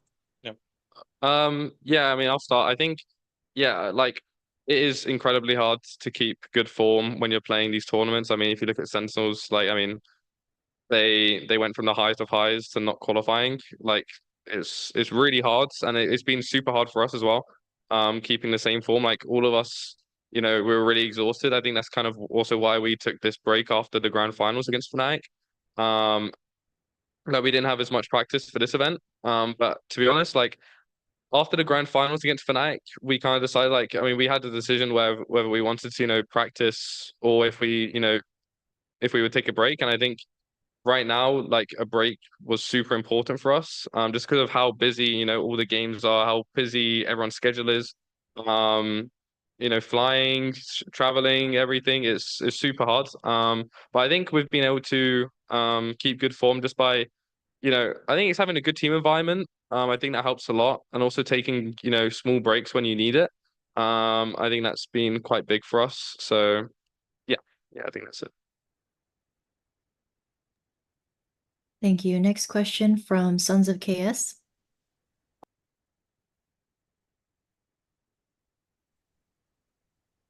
Hi, everyone. Nice to meet you. Hi, Patty. Hi, Benji. Hello. Hello. My question is for paTiTek. How has the preparation been with the role change for good, and how do you feel, Patty, about returning? I mean, I feel super excited to come back and play Masters with the boys again. When it comes to preparation, we didn't really had that much of time to prepare because, as Benji just said, the boys were just exhausted after the first stage and the playoffs, which I'm not surprised at all. Like to be able to keep up and play so many best of threes and then a best of five at the end must be super exhausting. But when it comes to the role change, because I think you asked about the role change as well. Wood is gonna play duelist, and I'm just gonna play on my designated role. So, yeah. Thank you for the answer, and nice. Good luck in the tournament. Thank you. Thank you. Thank you. Thank you. Next question from Sky. Oh, hi, this is Sky. You guys arrived yesterday, and I know that time is tight, but how's Shanghai so far? And did you guys get the chance to walk around the hotel? Man, Shanghai is insane. Like, actually, beautiful city. It's so cool, man. Like, literally the first night we came here, I think we arrived like 7 o'clock or something, and it was like dark and like all the buildings were like lit up. Oh my God, it is so cool. And the hotel we're staying at, oh, it's nuts. It is nuts. It feels like we're like royalty. Yeah, legit. So cool, man. But yeah, I love Shanghai. It's super pretty. The food is very good. So yeah, I'm in love with the city at the moment. Nothing to like compare about. Yeah, it's really good. Thank you for the question. Yeah. Yeah, I hope you guys enjoy Shanghai more. Yeah, thank you for answering. Thank you. Thank you. Thank you. We'll take the final question from Ghost 2 Gamers. Hello guys, nice to meet you. I want to Hello. ask which team do you find most challenging to face and why? Thank you. I mean, I can answer, I guess. Yeah. I think the toughest team that I think we've had to play against was probably paTiTek, between paTiTek and FUT. I think both of those teams, paTiTek during Master Madrid was, that was very difficult. I think all of them, like their play style. I mean, everybody knows about their play style. Like it is very hard to play against, and they're all very mechanical players. We know what to expect now, but they're still, it's very hard to play against them. And FUT was also like really hard during stage one. I think it's, well deserved that they're here now because I mean they're a really good team. Like their players are very good. I think, they don't give up, you know, like it doesn't matter how many rounds they're down or if, you know, it's like a 2v5 or whatever, like their team play, their mechanics is really, really good. So I think they'll do really good at this tournament. And same with paTiTek. All right. Thank you, guys. Good luck. Thank you. Thank you. Thank you. That was the final question and the conclusion of our press conference with Benjyfishy and paTiTek. Thank you. We'll be back shortly. Thank you. Thank you for having us.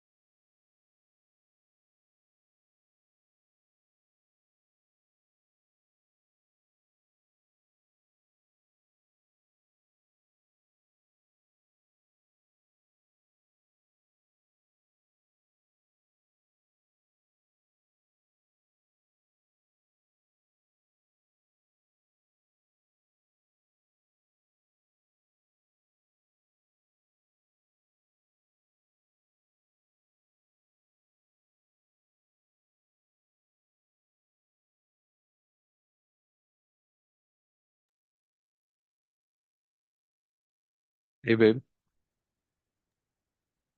Hi, babe.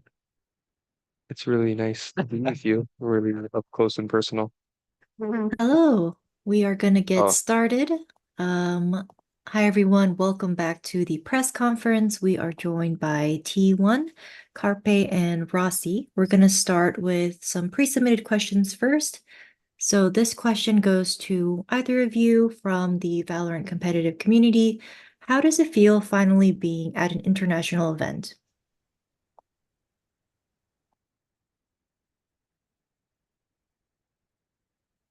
일단 저희가 마드리드를 못 가고 되게 아쉬워했는데 이번에 플레이오프 때 되게 잘해서 이렇게 다 같이 상하이에 오게 돼서 되게 기쁘고요. 저희가 더 내셔널에서도 이제 잘할 수 있다는 거를 좀 보여주자는 마음으로 준비하고 있어요. It was definitely disappointing to miss out on Shanghai, but I'm really happy that our boys pulled together and performed really well in playoffs to get here. And now that we're finally here, I just really want to prove that we can be international contenders. Thank you very much. Next question goes to Rossy from Gosu Gamers. How do you adapt to T1 playstyle and culture so quickly, considering there might be differences between the US and South Korea? I'm a pretty intense person, and I've had my own issues being in America for those reasons, honestly. So going here, I feel like the people match my energy very well. And then culturally, I dated a Korean girl, so I already knew what to expect, so it was pretty easy. Thank you very much. We're going to go to remote media questions. First question from Fomos.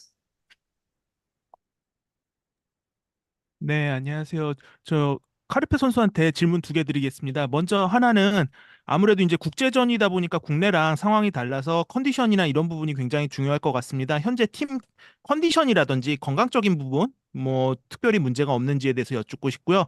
그다음에 이제 이번 대회가 아무래도 조금씩 다른 부분이 뭐 다른 부분도 있다고 하니까 그런 대회 준비하는 과정에서 좀 신경 썼던 부분이 있으면 어떤 것이었는지 좀 이야기를 듣고 싶습니다. 일단 첫 번째 질문 컨디션에 관한 거는 솔직히 저희가 중국하고 한국하고 시간 차이도 안 나고 가깝기도 해서 저희가 적응하는데 큰 문제는 없었던 것 같고요. 뭐 LA에 간다거나 유럽에 가는 게 아니라 그래서 그 부분은 되게 좋았던 것 같고 그리고 일단은 저희가 경기 준비하는 거에 대해서는 솔직히 뭔가 음, 좀 멀리 있는 뭐 다른 팀들을 준비하는 것보다는 일단 저희 눈앞에 있는 G2 상대로 뭐 좀 준비하고 좀 그렇게 하나하나 좀 해결해 나가는 식으로 할 것 같아요.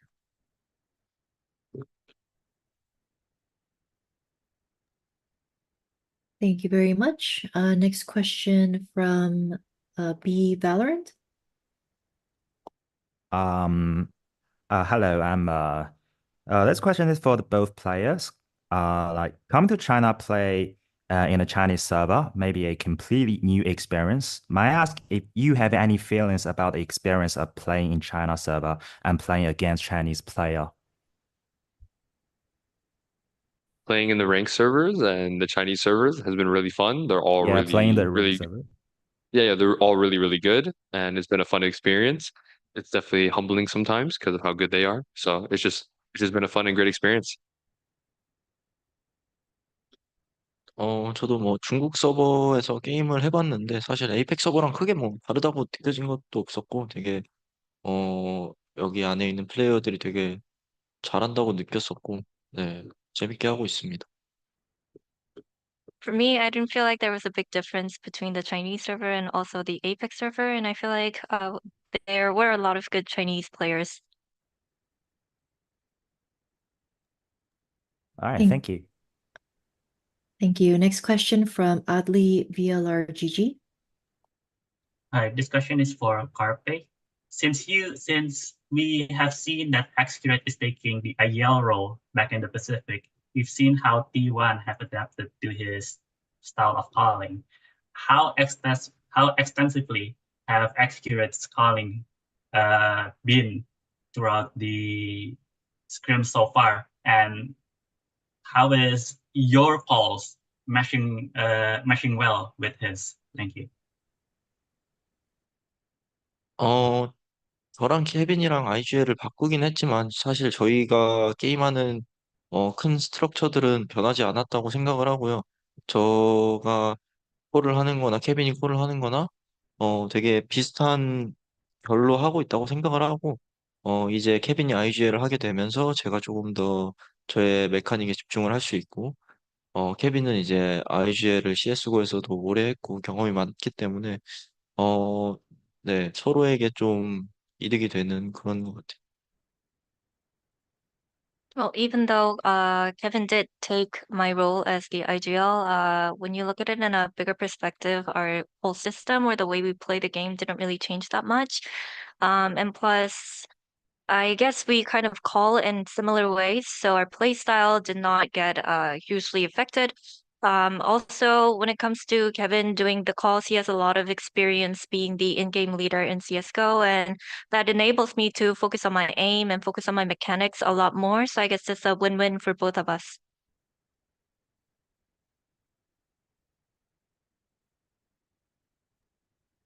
Thank you. Next question from Elizabeth, the Score Esports. Hi, everyone. My question is for Rossy. So my question for you is that you and your team had defied many expectations qualifying to Shanghai. You went 2-4 in the group stage. Then your best placement thus far in international tournament was actually in the off season where you were 3rd to 4th in Africa. And you guys have been playing great. You defeated Gen.G to help get here. Rather than asking about the pressure, I would love to know about what expectations you have put upon yourself for this tournament. Because to be frank with you, Rossy, you have made an incredible journey across the ocean and done incredibly well. So where do we go from here? So thank you so much for the kind words. To answer your question, honestly, our own expectations are much different than the public. To be honest, the public thinks we're terrible and then we're not going to win at all. I mean, I don't blame them. We did look abysmal for a while, but our expectations is just to probably get make playoffs. I would say that's the minimum expectations for us. Obviously, we're going to try our best, and yeah, that's best. That's basically it. But once again, thank you so much for the kind words. Of course, man. All you. Best of luck. Thank you. Next question from Asri Gosu Gamers. Hey guys, welcome to Shanghai. Really, we managed to catch like a glimpse of the team chemistry that you guys had between each other, like just calling like, "Hey babe, how are you, babe?" and stuff. So we caught like a little bit of that. So I just wanted to check in on you guys. How do you feel? Is the team confidence pretty high right now? I mean, it looks like you guys have got good chemistry and familiarity with each other. So just want to check on your confidence level for VCT Shanghai. I mean, we've always had a really good vibe and stuff like that. We've never had any issues. Like since day one, we've always really had good chemistry in and out the server. So that's never changed. I think our confidence in maybe like some of us after the DFM game did waver, and other teams gained a lot of confidence because they're like, oh, how did these guys lose to like a team that's never won? So that definitely did affect us a little bit. So, or some of us at least. But I think now we're feeling really good. And yeah, I mean, especially because we beat Gen.G to qualify here. And then we were sick after that, so we weren't really in our best condition. But now we feel great, like physically and mentally. So we're all in good spirits. That's great to hear. All the best to you guys, man. Thank you. Thank you. Next question from Arnab. Hey guys, my question is for Rossy. I think this will be a kind of a revenge storyline for you playing against G2 as well as Saya player playing against his old teammates. Do you guys have met them yet? And is there any banter between you guys before the match? I'm a pretty humble guy, so I would never have any banter or anything like that. I just talk to some of my friends on the other team. So I've just talk about life. I haven't talked to some of these guys in a long time or seen them. So it is a pleasure seeing them. Honestly, I never beat G2 in my career, even in tier 1 and in tier 2. I'm like 0-2 or something. They did have Saya. Actually, at one time they did have Saya. So I'm glad he's on my team now. So hopefully I can get my first win against them. Thank you and congratulations and best of luck for Shanghai. Thank you. Next question from Sky. Hi, this is Sky, and this question is for Carpe. I saw that you swapped the jersey with TZH from DRG. Is there any backstory behind? Was that planned? 그때 저지 수업을 하고 사실 그때 저지 수업을 하면서 얘기해 줬는데 원래 오버워치 중국 이티어에서 선수를 했다는 거를 알려줬고 그래서 뭔가 좀 더 반가웠고요. 오버워치를 같이 했던 선수로서 이렇게 발로란트에서 인터내셔널 무대까지 올 수 있게 된 게 되게 반가웠고 네, 그런 얘기를 좀 나눴습니다. Well, he told me when we were exchanging jerseys that he actually used to compete in Tier 2 Overwatch as well. So it was nice to see someone from the same Overwatch roots make it all the way to the international event in Valorant. So it was very wholesome and heartwarming experience. Thank you. Next question from Pedro Romero. Hello, I got a question for Carpe. Given all of this conversation going on about, the state of the team, how it's doing, the pressure it has within itself, and also the pressure around you guys, I just want to know, as one of the few that have remained with the roster from last season, what do you think has been the one thing that kind of changed the most from last year to this year? 일단 제가 제일 많이 바뀐 것 같고요. 일단 뭐 팀 분위기나 뭐 이런 것도 전체적으로 많이 바뀌었지만 제일 중요한 거는 제가 경험이 많이 쌓이고 하면서 제가 어떤 게임을 하고 싶은지 제 스스로 좀 알게 된 것 같고 그게 사실은 제일 크다고 생각을 해요, 저는 개인적으로. Well, I would say the biggest difference would be me, myself. I mean, of course, we have a new roster. There's new type of chemistry or synergy around the team. But for me specifically, I was able to build up the experience from last year and also have a better understanding of the game. So I would say definitely the biggest change was, within me. Thank you. And the final question will be from Ravish.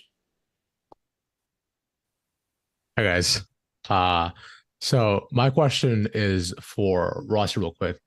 Rossy, I wanted to ask, man. One thing you said was you said that you got the entire team sick right before the finals. What did you do? Did you sneeze on them? Did you feed them something? What happened, bro? Honestly, I was just feeling very what's the word? I had a lot of love. I have a lot of love in my heart. I have a big heart, so I always want to hug my teammates and give them a lot of affection before a match. So the whole week leading up to it, I was just really hugging them and showing them so much support out of the game as well in game. So yeah, that's what I did. Unfortunately, I was sick. Uh, Honestly, I kind of do it for myself. I don't really do it for them. So I feel bad.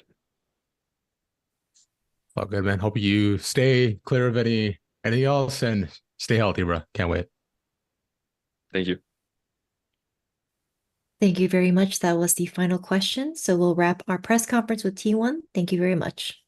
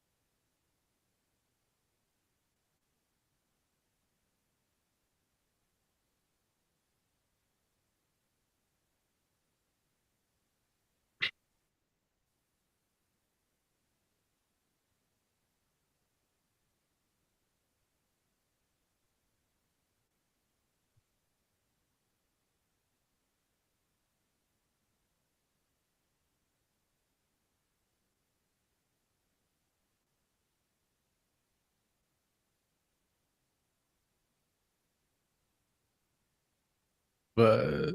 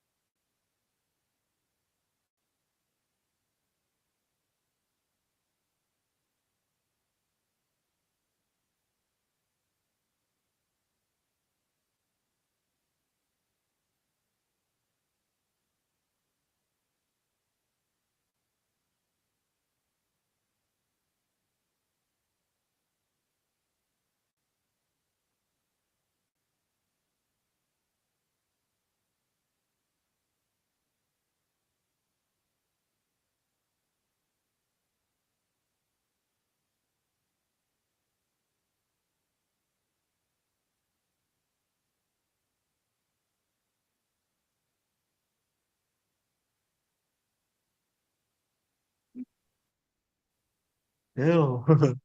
Hello. What the heck? Hi. Hello. Hi, everyone. Welcome back to the press conference. We are joined by G2. We'll start with a few pre-submitted questions. So the first question goes to either of you two. What are pre-tournament expectations for you guys, considering not even a year ago you were grinding it out in Tier 2 and now you're on this stage facing the best? Expectations from me, I would say, is not really result oriented. I want to just make sure that we show the best that we can as the team and that our gameplay is just standard that we know we can compete at.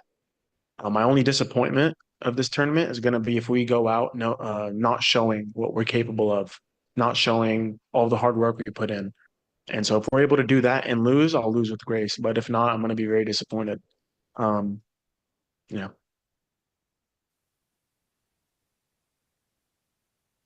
Thank you. Next question goes to valyn. Last time this team's core had a chance to attend an international event, Reykjavik 2022, things didn't go so well, partly due to lack of LAN experience. What have you guys tried to do differently this time?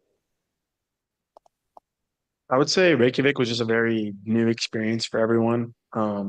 Even though there was no crowd or not much around you, it's still just traveling and playing land for the first time was just very difficult for us at the time. I would say now, we had experience playing in Ascension Brazil. We had experience playing in Americas, so we kind of got used to that feeling. And I would credit us being able to bounce back to the loss that we had in Reykjavik. We learned a lot through that experience.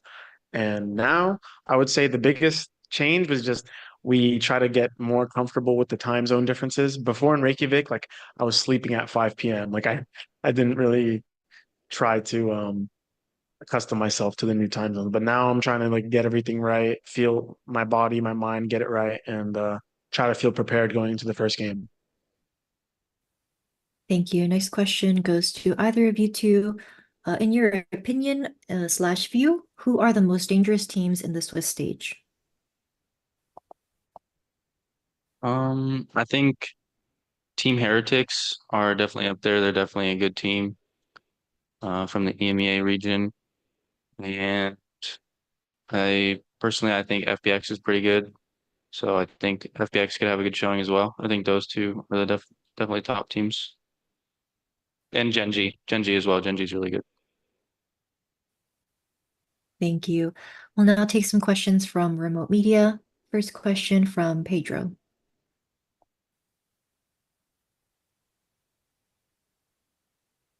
Hey guys, well, allow me to be the first one to, well, first of me to say, welcome back to Masters. Well, got a question more so just on your upcoming match, T1, and when one says T1, of course, I'm gonna ask about side player, former teammate back in when you guys were a part of the guard.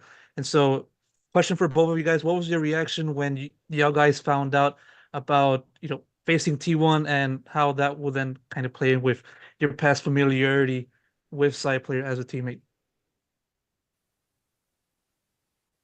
We're definitely like happy and sad. We don't want to, one of us is going to have to lose and it's not going to be us. So it's going to be sad for Saya, but at the end of the day, it is competition. So it's how it is. But we're very, very happy to see him. We've seen him a couple times at the hotel and also here at the venue. And, it's just always good seeing your boy. So Thank you. Next question from Star Factory Sons of KS. Hi, everyone. Hi, valyn. Hi, trenT. Nice to meet you. My question Hello. is for both players.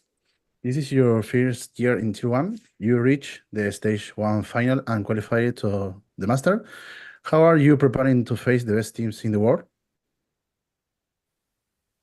I would say we've already kind of faced that. Like in Americas, I would say is probably the best region right now, alongside with Pacific is growing very fast to be a top contender. But we've been playing against some of the best teams in the world, even regionally. So I don't think much changes for us going into this event. Like I would say maybe the old us, we would be like, oh, we're playing the best teams. Like, we have kind of our minds like shifting and stuff like that. But the mindset now is like we've been doing this. It's the same thing. It's just another day for us. So there's really not much differences going into it. We just prepare how we can and try to show our best and let the process speak for itself. Yeah, definitely agree. We're just trying to play our game. Obviously, we're going to go in with some prep on the other teams and, try to have a good game plan against each team. There's going to be a different game plan for each team. And we're just going to go out there and play our game. That's just what our motto has been. We're going to do what we do and do what we do best and make sure the process is good, make sure we understand what's happening. And that's all we can do. Thank you so much and good luck tomorrow. Thank you. Thank you. Next question from Elizabeth, The Score Esports. Hey guys, what's going on? Hey. Good to hear from you.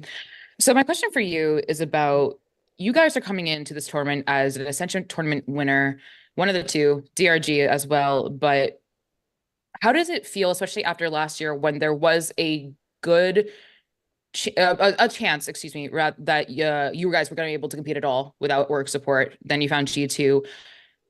What does it mean in terms of just showing people how it's done and what's up that you, the Ascension tournament winner, have made it to a Masters event?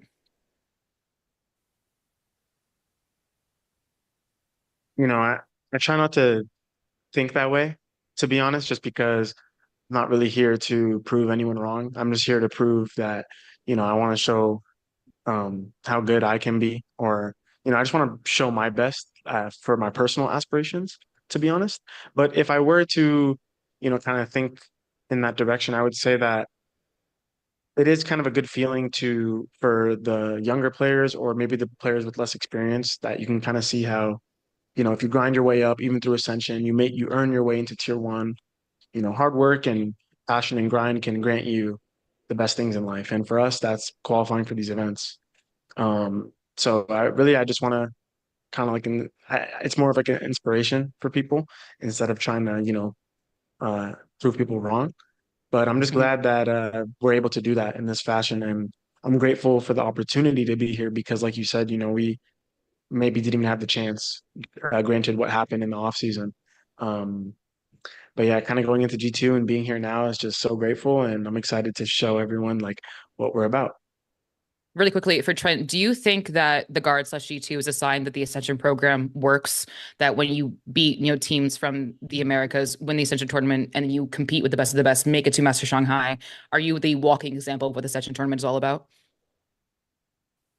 100%. It's the same for DRG. They won the Ascension tournament and they made it to Shanghai. So definitely just shows that there's good players in tier 1 and tier 2, and you can't really count anyone out. Everyone's good in this game, and you really gotta give your all every single game. All right, thank you so much, gentlemen. Best of luck. Thank you. Next question from Adley VLRGG. Hi, this question is for either of you. The four of you, including me, have previous international experience before, but now with IC have been his first international LAN. How has it been for him just adapting to the scrim situation and just going into a new country, preparing for this type of competition? Has he been, nervous, or is it just business as usual for him, especially? I think he's definitely like a little nervous. I think all of us are nervous. I think if you're not nervous, then you don't really care. But I think he's definitely taking it well. We're trying to be role models for him as well as like all the people in G2 higher ups that are, helping us all. So we definitely have some role models that we've been listening to and trying to, take their knowledge in and understand what they're talking to us about. So we definitely have some knowledge on that. And I think we'll be good. I don't think we'll be too nervous or too pressured, and I think we'll be fine. Yeah, to add, I think, the differences from when you look at when me, trenT, and Jonah went to Iceland versus IC coming to Shanghai is that, we had no experience on a stage before at all. It was all online, never played in front of a crowd, never even played a LAN server before.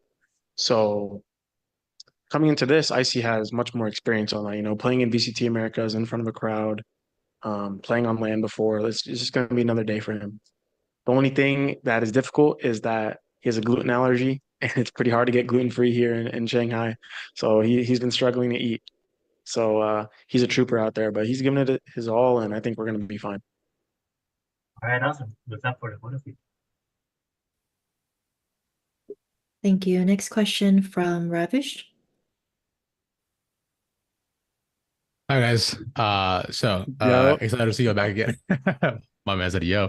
I was gonna say real quick. So Roski valyn, we talked just recently, and one of the biggest things that you mentioned highlighting was about the team's mental, right? How it's been an upshifting and downshifting throughout matches and through deficits as well too. Since then, it's been about 2 weeks or so. You mentioned you've been working with the sports psych.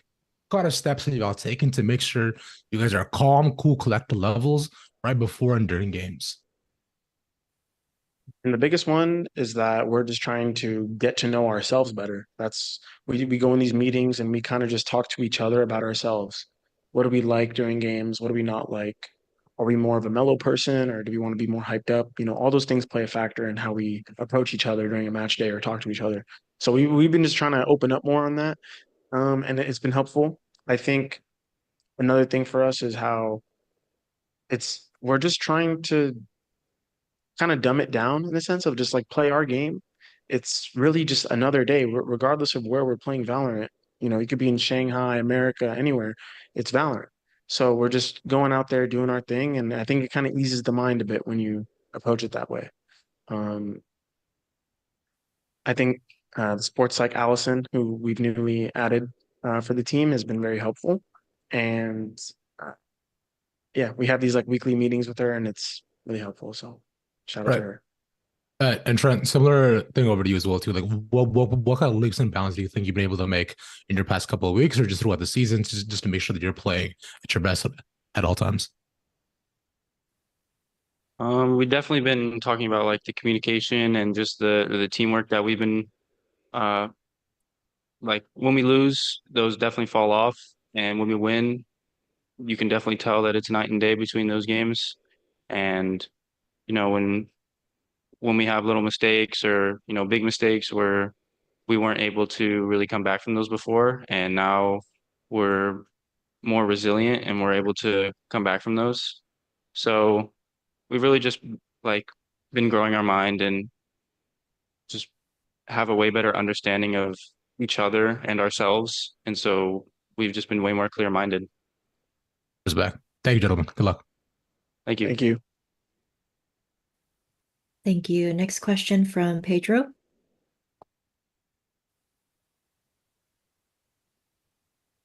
Yeah, this question goes out for both of you guys. Given the quick turnover from end of VCT Americas to now, I'm wondering on how you guys have just been faring in terms of just preparation. Flying over to China, having to deal with jet lag and just having to get accommodated to a new landscape. How has that kind of process been, and had you guys been affected by having to do all of that stuff in the lead up to your first match?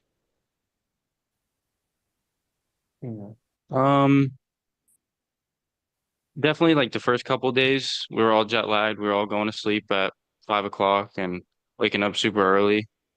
But with time, now I go to sleep at my normal time and I wake up at the same time I do as if I was in LA. So we've definitely customed our sleep schedule, and we've been really honing in on like how we want to play these matches and like how we want to do what we do best. And so we're definitely going to be very ready for these matches. And yeah, the main thing was just the sleep schedule and making sure, we're eating. So that's pretty much it. Thank you. And final question will go to Nerditude. Thank you so much. My question is for VALYN. It's your first international event. How do you feel about that, and how are the nerves? I would say I'm very confident and excited for this one. I would say I've been making strides as a player and going through VCT Americas versus some of the best teams and best coaches, best players. I've been just absorbing a lot of information. I've been growing my brain literally. So I think, mindset wise, I feel very confident because I think I just understand the game really well right now, going through all these repetitions at Americas. And I'm excited for this moment to just kind of redeem myself a little bit from the last international showing back in Reykjavik. And I know my boys probably feel the same. I would say nerves. I mean, who doesn't have nerves, right? But I think because of the confidence, it kind of, there's no nervous nerves. Like it's just all excitement and readiness. Not really scared or unknown. Like I know what's coming and I'm ready for it. So I just can't wait to play. Thank you so much and good luck. Thank you. Thank you so much. That was the final question for Belin and trenT. For our media online, we'll be back in about 20 minutes. Thank you very much.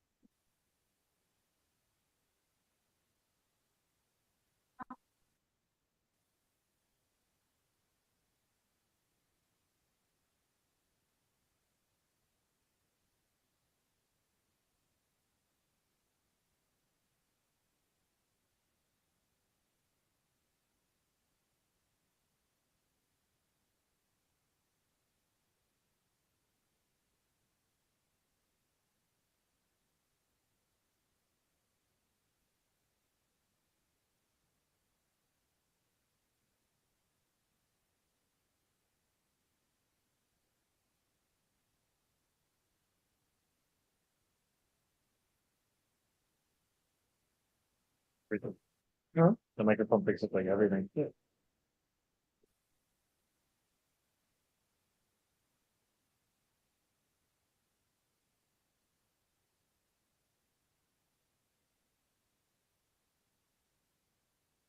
I went to the gym and didn't drink that much water.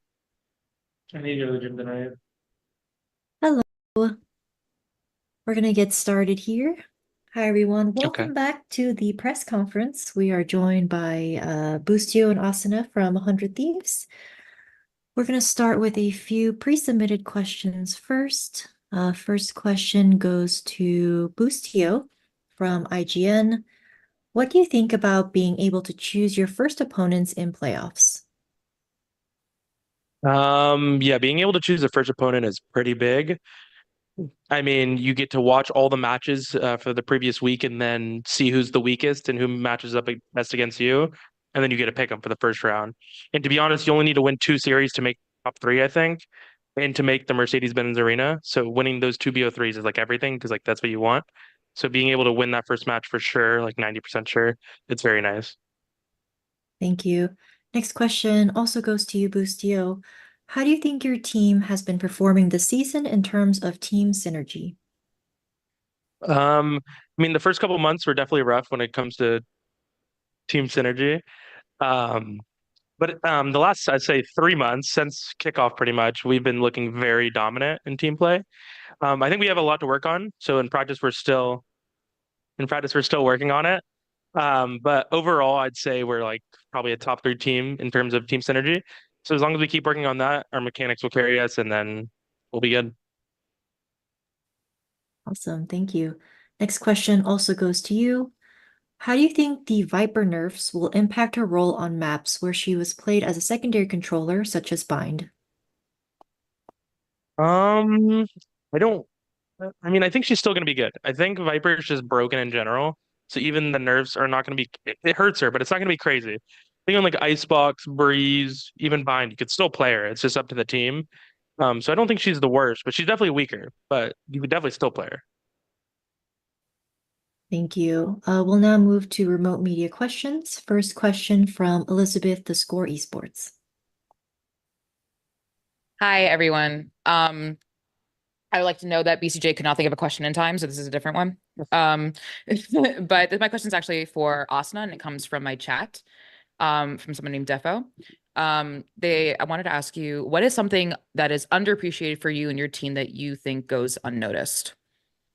Just with them, to put this in context, a lot of talk about, Boostio and, the team, Crowd's performance, et cetera, et cetera, et cetera. But what is something that you think people are not noticing?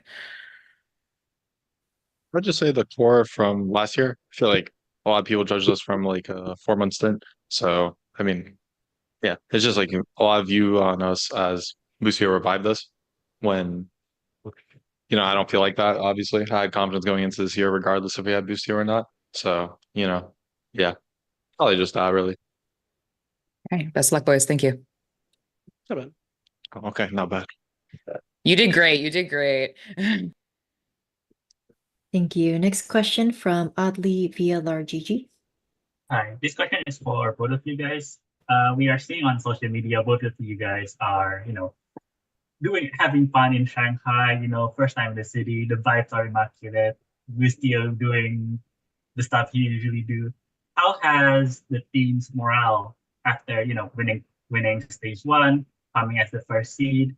how has it been coming into Shanghai as a boost for your confidence? And out of all of the teams, which one do you want to choose out of the Swiss stage?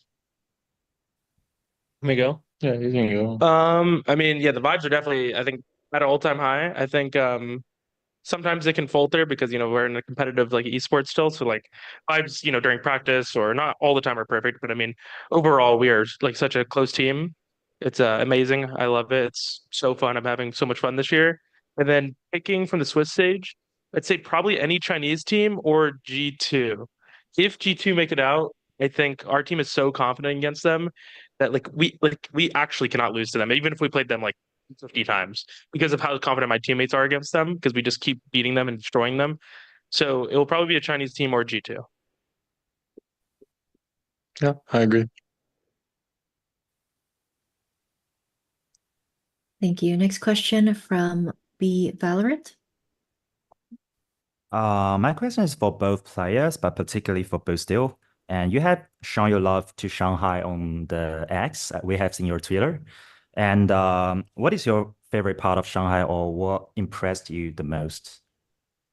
I mean, just arriving in the van, coming into the city, like downtown, like wherever we're staying at, we can't say where we're staying at, but coming into it, the views were like something I've never seen. I've been to a couple big cities in the world, and I think it's like the most beautiful city I've ever seen, like architecture wise. It's incredible. I mean, it reminds you of like New York, but it's just like clean. Like he says it a lot. He's from New York City. Yeah. And he says it reminds him of New York, but clean as well. Yeah. It's also a lot more like skyline just in general. Like in order to see New York City skyline, you have to be in the water or like Brooklyn. But here you can just be in the city and you still see everything. It's a lot different. Obviously it's because Manhattan's like an island, but so Manhattan's like, you see it like above you, but the skyline is like more everywhere. It's like 360 and it's like more out. A lot different. Also, I mean, the buildings are some of them are way more taller, obviously. Yeah, they're huge. It's like a spectacle. It's just fun to look at. Yeah.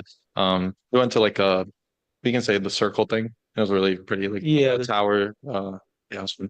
We're gonna check out more things later. yeah. We haven't explored a crazy amount, but it's just beautiful.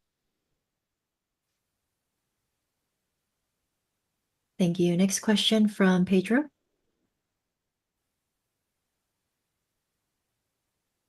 Hey guys, well, first off, welcome back to Masters to both of you guys. A pleasure to have you guys back in this stage. Got a question for Boostio, but also you can answer this if you would like. Of course, when one mentions yourself and China, of course, there's some story, some history, within that combination going back into last year when you were in EG. Now that you are in China and just are getting ready to take part in this event, I just want to know just sort of what's your assessment of just the Chinese teams compared to how you kind of assessed it from last year? Yeah, I mean, I don't think my opinion changes much from last year. I think the Chinese teams are still definitely the weakest teams out of all the regions. I think it's like not even close. I think probably none will make it out of the Switch stage, and then EDG will be the only team left. I think out of all the teams remaining, EDG is probably bottom two, especially from the first seed's the worst first seed out of all the regions. So I'd say overall, my opinions are still the same. Like we should destroy them. Thank you. Next question from Azri Gosu Gamers. Hey gentlemen, welcome to Shanghai. Just got a couple of questions for you. Seeing that you guys are now starting directly straight into the playoffs, how do you rate your team's chances for the rest of this tournament? And as a follow-up question to just now, where you were just talking about how you found G2 probably the team that you want to pick should they qualify for the next one, is there any team that you don't want to face and you would like to just send home straight away right now if you're given the opportunity? You can answer the first question. Okay. What was the first question exactly? I forgot as well. Yeah. Sorry, What was I your just wanted first to ask you question? guys. Sure, no worries. I just wanted to ask you guys, like, since you guys are starting right at the playoffs, how do you rate your team's chances of winning the whole tournament? And I'll answer the second one. You can go. Winning the whole tournament. Obviously, it's not anything crazy because there's a lot of teams and whatnot. But definitely, like, we're not the favorites. I would say. I think Paper-X definitely coming in are like in good form. The players are insane, and they bring back Manya. So they're probably the favorites, but I would say we're pretty like top three at least in there. Mm-hmm. I definitely think we can win it. Yeah. Yeah, I mean, I think we will win it. Yeah, obviously. Yeah, but I'm giving you the yeah answer you want to hear. We are very confident after Americas. But for the second part of the question, I would definitely not want to play probably Heretics or Lev. To be honest, I'd much rather pick a G2 or a Chinese team if they make it. I think Heretics, even without Minibu, are very good still, a very good team. I think Lev, they have aspas, hard carries that team. And if aspas goes plus 30, then like, what are you going to do? It's kind of hard. So definitely not Lev, probably not Heretics, definitely G2. Yep. I'll say Gen.G. Gen.G is really scary as well. Don't want to play Gen.G. He didn't say them, but Yeah, I forgot I think about Gen.G. Gen.G is pretty good. So wouldn't want to play them. Yeah. Depending on what form they're in, obviously. Yeah. All right. Thanks so much, gentlemen, and all the best. Thank you. You too. Next question from Nerditude. Hi, thank you. My question is for both of you. With the time zone changes and the jet lag from playing in China, how have you been managed the effects or your performance and preparation for the matches? So how do we manage the expectations and performance of the match, right? Can No, you no. say it again? Say it again. Okay, sorry. How have you been managed the effects on your performance and preparation for the matches? The effects of the jet lag. Oh, okay. I Okay, got it. okay. Yeah, I see. Right now we still have another week to our game, so we're not as affected. But I think if we had the 7 p.m. game tomorrow, some of us would maybe be a little bit sleepy. For me, he's 100% correct. I'm fine. I can sleep whenever. So like I literally went to bed at like 12 last night and woke up at like 11 today. I slept like 11 hours. So I'm good. I'd be able to play the late match. But yeah, some of my teammates woke up at I'm going to bed at like 10 and waking up at 8 right now. which is not good for a 7 p.m. game, which we need to fix. I'd be sleepy at 8:30. So, not good for me. And then for our performance, how we're prepping for that. Right now we're just like chilling, practicing, fixing some small things that we want to, some maps here and there. But overall, we're gonna change a lot of things. But at the same time, we know what's good and what's not. So we're just scrimming and getting back into form, as in for our team play mainly. Yeah. Obviously we're all individually confident. We believe that we're gonna be the best individually. We just need to make sure that we're working together and then we'll be fine. Yep. Thank you so much and good luck. Thank you. Next question from Elizabeth, the Score Esports. Hi, guys. I wanted to follow up on something. This is for anyone who wants to answer, who feels most comfortable answering it. Something that Benjyfishy brought up that I want to ask you guys about is about the burnout of the schedule and how kind of brutal the schedule is. You are on the same path as Sentinels in Madrid. You won day one kickoff, you won stage one. You are one of the favorites. In my opinion, I do believe you will win Shanghai. Is that a fear for you all, or do you feel as if that what happened to Sentinels, the burnout, etc., will not happen to you? I don't think so. I have a couple of reasons. I think maybe the biggest reason, I don't know. It's still a little weird that they just dropped off. I think that's pretty bad on their part. I don't know how they did that. But they did start like 3 or 4 months into the off season, like before the kickoff, which it paid out. They won Madrid, good for them. But playing 4 months and then just going into a regular season, like they had no time off, literally. So I think that's a big part of it. And then I mean, they didn't play for that long though. Like it was only like 6 months they were playing. I don't think burnout should kick in yet, because back in like 2022, 2021, like we got no breaks. So it's a little interesting. I think we will be good. My teammates are grinders. They've all been playing ranked. We literally just play a lot of ranked, like all my teammates do. So I don't see a world where we would burn out unless we would have to play for I would burn out if I had to play for 9 or 10 months straight. But that's not going to happen. So I don't see a world where we burn out. I feel like they burned out. I don't know anything about them, obviously, as people or anything, but I feel like their burnout might be attributed to streaming and stuff. I feel like they did that a lot as well on top of everything. If we just practice, though, I don't see any burnout really happening, even if I played the entire year making every event going far. Because the biggest thing I faced last year, burnout wise, was you're scrimming and you're just not doing anything. I practiced for 3 months in between losing to my BR and then the Sen one game. Now that felt like burnout because I just played 3 months of scrims for one BO3 and I lost, and it's just devastating. I think that sucks the most. I would hate to be in someone's shoes where you don't even have the chance to compete in the international stage. I don't think that feeling is way worse than whatever burnout could feel, in my opinion. So, yeah. Great. Well, thank you so much. Thank you. And the final question will be from Ravish. Hi guys. So to end off on a bit of a lighthearted note, Asuna, there's been the consistent meme about you learning Chinese as it is, right? You've talked about it. You're finally in Shanghai. Have you actually learned any Chinese yet? I just know words of affection to my girlfriend. That's about it. What about we know thank you, right? Yeah, 谢谢. Shishi. And then, I mean, I know like 我爱你, 老婆, which means like I love you, wife. Yeah, I mean, I know just like the words I need to know for His my girlfriend's girlfriend. Chinese as Yeah, well, right? yeah, my girlfriend's Chinese, so I just speak it to her, and then that's about it. That's bad. Q. Thank you. Appreciate it. That was cute, Peter. What can I say? That was cute. I'll give it to you. All right. Thank you very much. That was the final question. Thank you, Boostio and Asuna. And for our media, we'll be back shortly. Holy, what?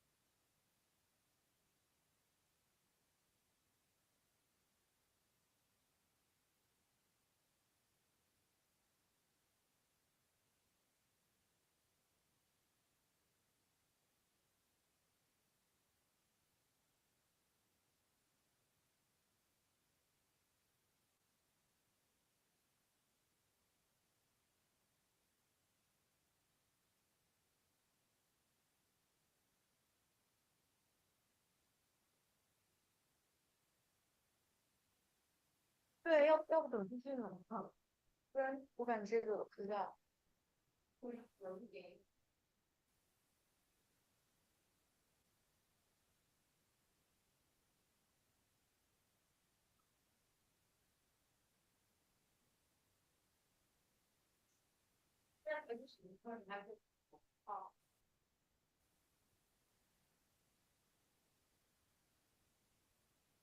Hi everyone, welcome back to the press conference. We are joined by ZmjjKK Haodong, and Kong Kong. We're going to start with on-site media questions first.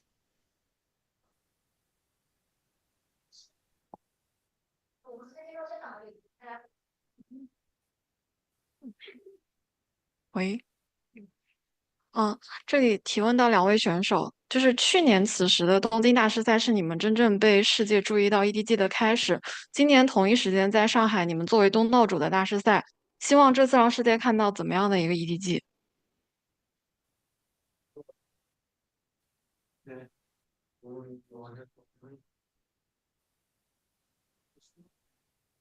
咱们主要是在赛场上关注教育的话，就是在压力的。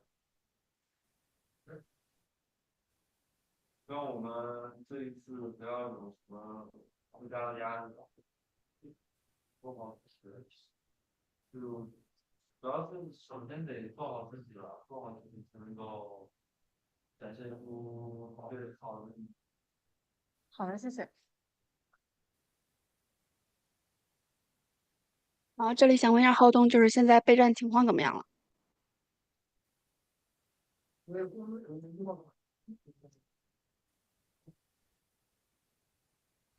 尝试更多地图的更多阵容吧。然后下一个问题想问一下康康，就是该演唱了无畏契约版本的《承天门》嘛？然后你听了没有？然后有没有感受到力量？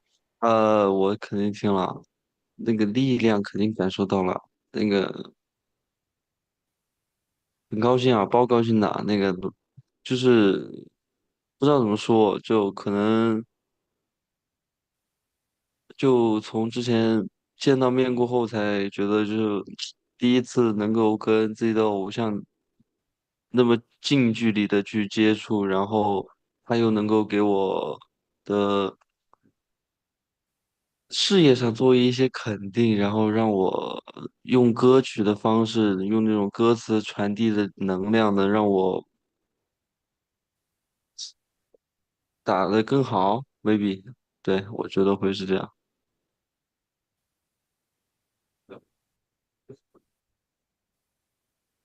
我这里想问到康康选手，这次大师赛，罗湖上海其实是在家门口的比赛。那么作为东道主，在家门口比赛和国外比赛的心境有什么不同？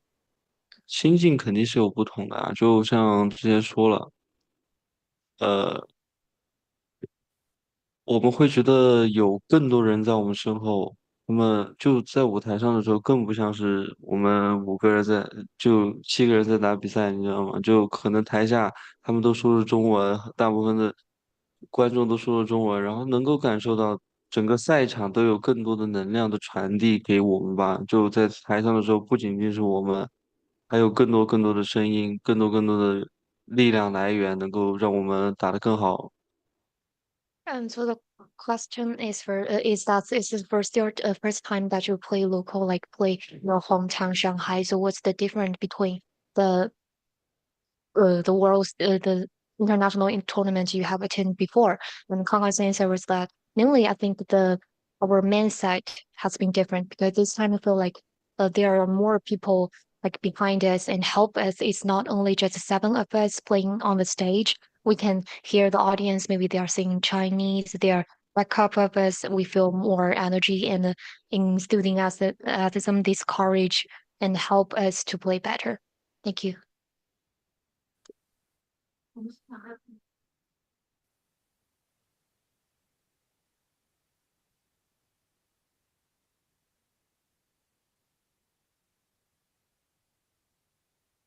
Thank you. We'll now move to remote media questions. First question from VALORANT. 二位选手你们好啊，好的，我们也是再一次见面了。想问一下，这个二位选手作为团队的这个依托以及指挥，然后也是作为我们 CN 赛区的1号种子，想请问一下二位对大师赛的这个信心如何？以及到达酒店集训之后啊，队伍在上海大师赛最想展现给大家哪些方面的？就是无论是阵容组合也好，还是说有没有什么新的战术之类的，最想展现给大家哪一方面？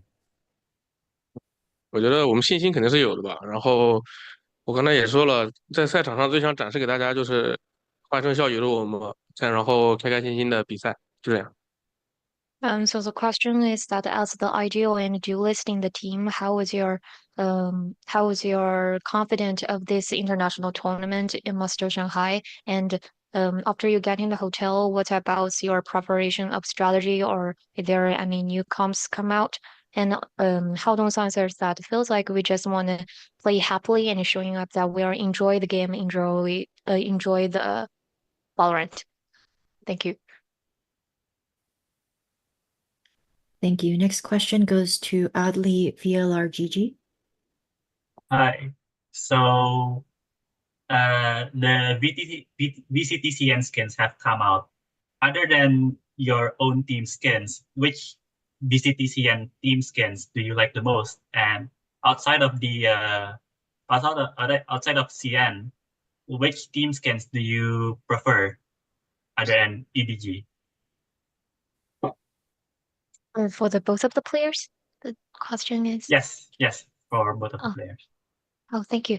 然后这个问题是问到的两位选手都可以回答，就是在我们CN赛区当中，你们最喜欢除了 EDG 之外，你们最喜欢的一支队伍是谁呢？以及就是在之后的比赛当中，其他赛区的当中的队伍里面，你们最想对战到的是哪一支呢？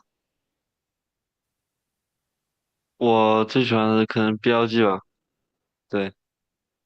然后我觉得 BLG 的那把 Classic 也特别好看。然后在之后比赛特别想遇见谁？我很想遇到 FNATIC，对，就一直以来的愿望都是能够遇到 FNATIC，然后能够在赛场上的时候跟他们交流学习一下，因为我们之前一直都说嘛，Dirk 是我的偶像嘛，所以说我觉得他也教了我很多东西，关于心态上的东西。中国有句老话嘛，青出于蓝胜于蓝，对。我比较喜欢 DRG 吧。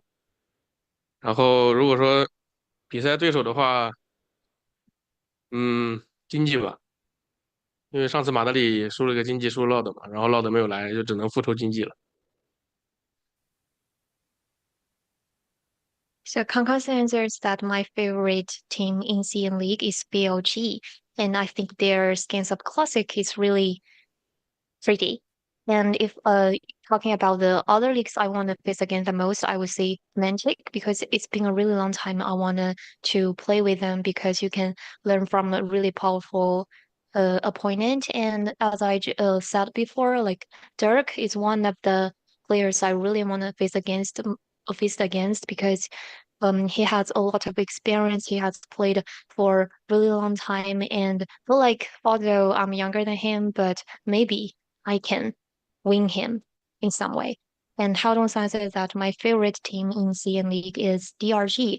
And if talking about the most first against the team in other leagues, I would say Gen.G, because last time in the Master Madrid we lost, and we lost a lot too, but this time lot didn't come, so this time maybe it's time for us for revenging from Jinggg. That's all. Thank you. Thank you. Next question from Pedro. Hello. As I'm sure that it's been asked beforehand earlier on in the conversation or in this press conference, you guys are of course playing on home soil as the first seed from VCT China. As the team that has just been performing the best out of everyone else within the region, international wise, do you feel a different sense of pressure, as in greater pressure, now that you are playing on home soil as first seed, and just having the hopes of a nation, one might say, supporting you guys to have a deep run? And this is for Kong Kong. 这个问题想问到康康选手的是，这次你们也是作为赛区当中的第一号种子，然后参与了我们上海大师赛，第一次本土的大师赛。那你觉得说会不会给到你一种特别的压力？可能会说你要面对到其他来自各个赛区的非常优秀的队伍，以及说你们是作为1号种子，大家会对你们有很多的期待，是期望吧？会感受到压力吗？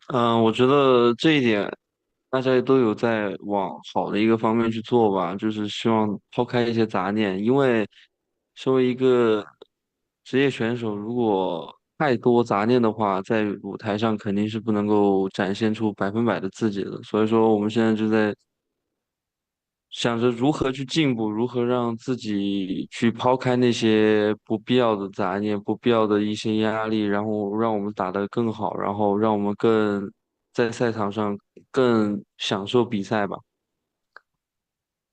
Basically, we just thinking about doing things well and don't think too much and just present ourselves, show ourselves, and show what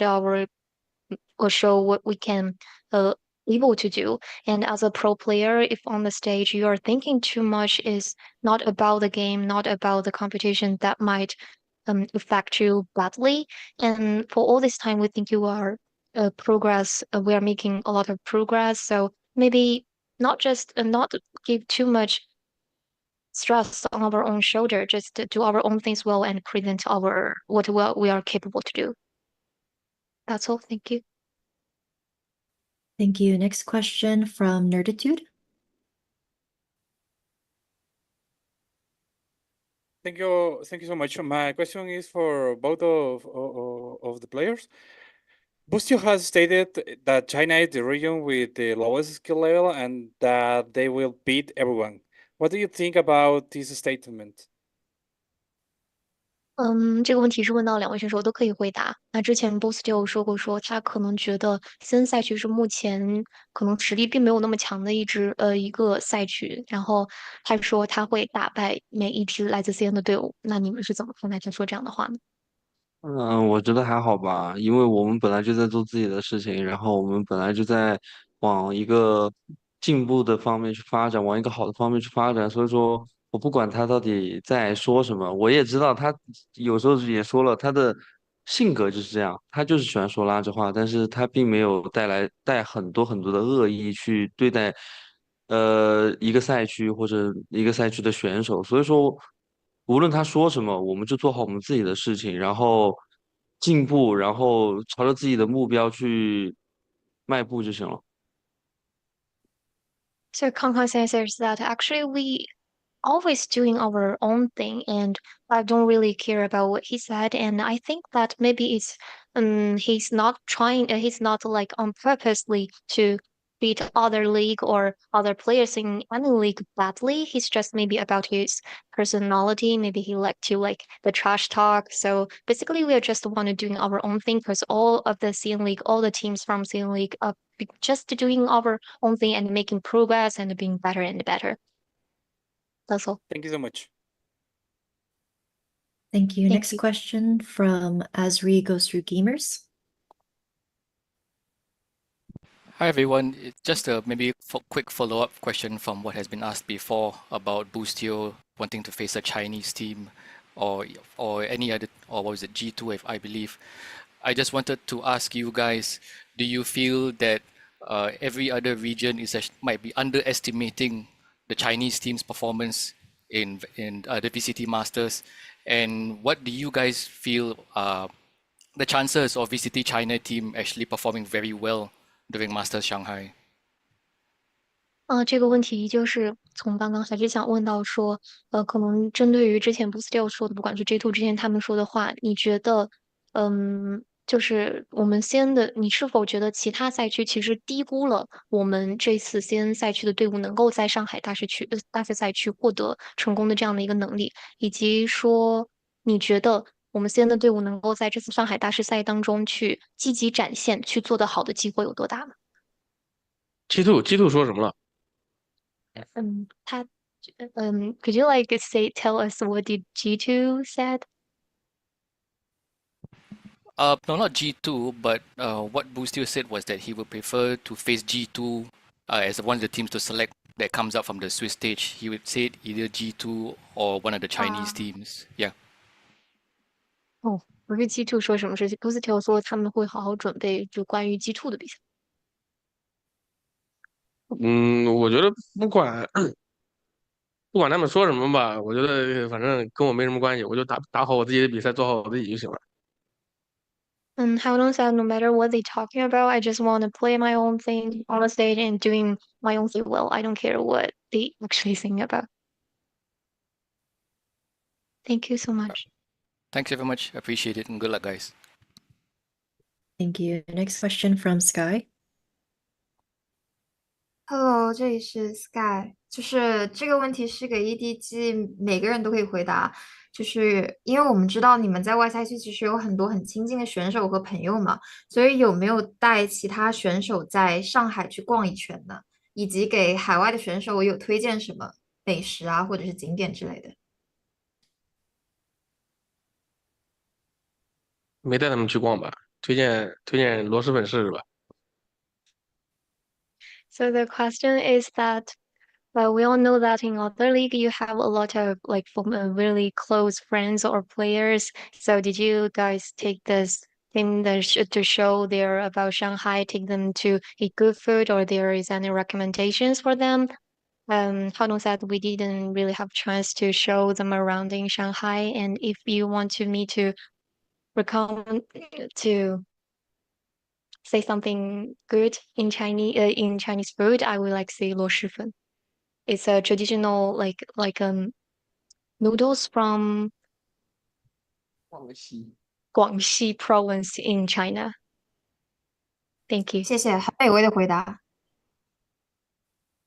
啊，我也有回答吗？你要没是想回答可以回答。啊，郭晓东跟我说，郭晓东说了，对，我不回答，可以吗？OK。好，谢谢。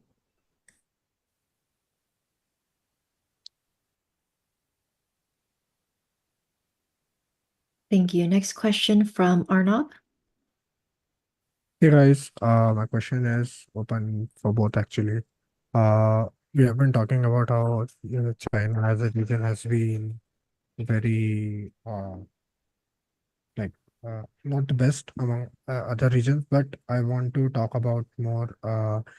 You guys have qualified for the playoffs, and you guys will be having a chance to choose your own opponent. Which team do you think have chance to making out of the Swiss stage, and you are looking for, and which team would you like to play against?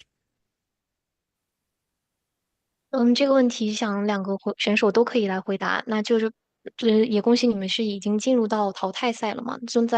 在瑞士轮阶段当中的这些队伍当中，说你们有机会去选择自己的对手嘛？那你们会选择哪一支呢？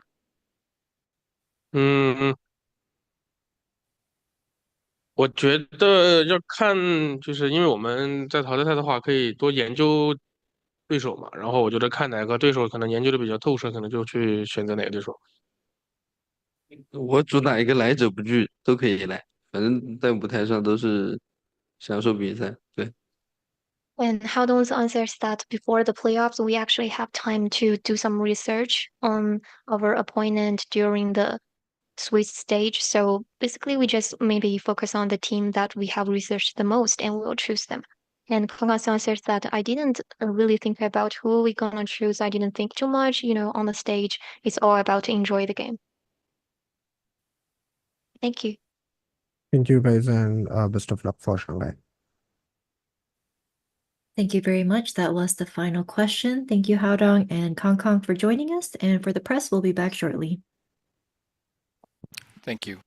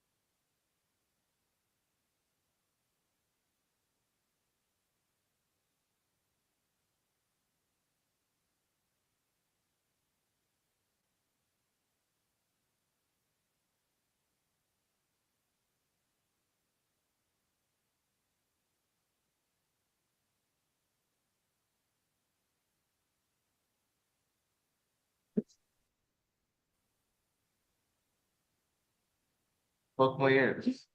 Hello. Hello. Fuck me and fuck. Hi, everyone. Hello. Welcome back to the press How's that look? conference. Oh, can you guys hear me? Is How's it that wait? look? Ting loud. I don't know how to say loud. Bro, I don't know which way to show. Dash. Dash. Slower. Dash. Louder? Yeah, yeah. 我的英文不好，谢谢。Come on, other way then. Sorry? This is louder. I need lower. Quieter, quieter. Quieter. Okay, I see. Blow my ears. Go slower. Mm. Is that enough? And how's that, Leo, for you? It's the same.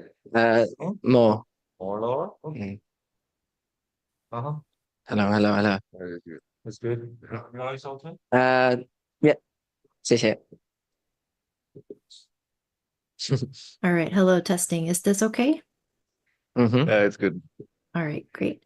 Hi, everyone. Welcome back to the press conference. We are joined by Boaster and Leo from FNATIC. We'll start with a pre-submitted question first. This question goes to either Boaster or Leo. After winning 2 trophies back-to-back and then getting eliminated in Champions by Loud, and then not qualifying for Madrid after losing 2-0 to Carmine Corp, how was your mental after it? Did you feel like you disappointed the fans rooting for you, and how did you come back from it? You can start maybe. Yeah, I'd say after champs, I wasn't too sad. It is what it is. I knew what went wrong. And then I'd say when it came to the Carmine Corp game, I was very sad.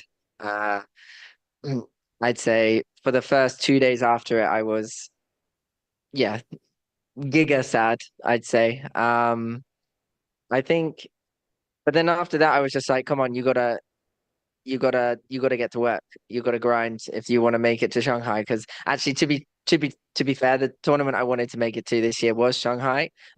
I jokingly said it doesn't matter if we don't make Madrid, but when obviously we didn't make Madrid, I was quite sad. However, like Shanghai was the goal for me, and now we're here. I'm 很高兴, like very happy, and I'm chilling. I mean, for me, yeah, it was very, very disappointing to not make Madrid, but also felt like we didn't really have a chance to warm up.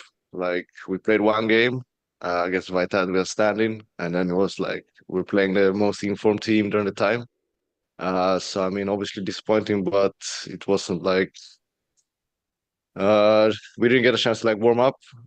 So I mean, stage 2, it was just for stage 1 now is just getting back to form. Feeling like we're warmed up. So when we eventually play them again, we're warmed up this time. We won in the qualification game, so it was just a slow start to the year, and we feel like we're ready now to play any team. Thank you. Next question goes to Boaster. What is your favorite part about being the team's IGL, and how do you guys keep such a rock-solid mental when you're down? My favorite part about being the IGL is everyone listens to me, except out of the game. Out of the game, they ignore me or they tell me to shut up. However, in the game, I have some control over how we behave and how we in scrims and stuff, how we act. And I think it's quite a powerful thing if you can have an IGL who can have fun, but also is quite serious, because it sets the mood for the whole day. So that's the best thing about IGL is I can control the day, depending on if I want to be a moody ass sassy lad, then I can be quite mean, but generally that never goes well. So I tend to be trying to be positive now, and it seems to have worked. Like the 2 weeks before the playoffs, we had a talk, and like I needed to be more positive because I was obviously stressing out about us losing to footballists and stuff, and then losing to Navi.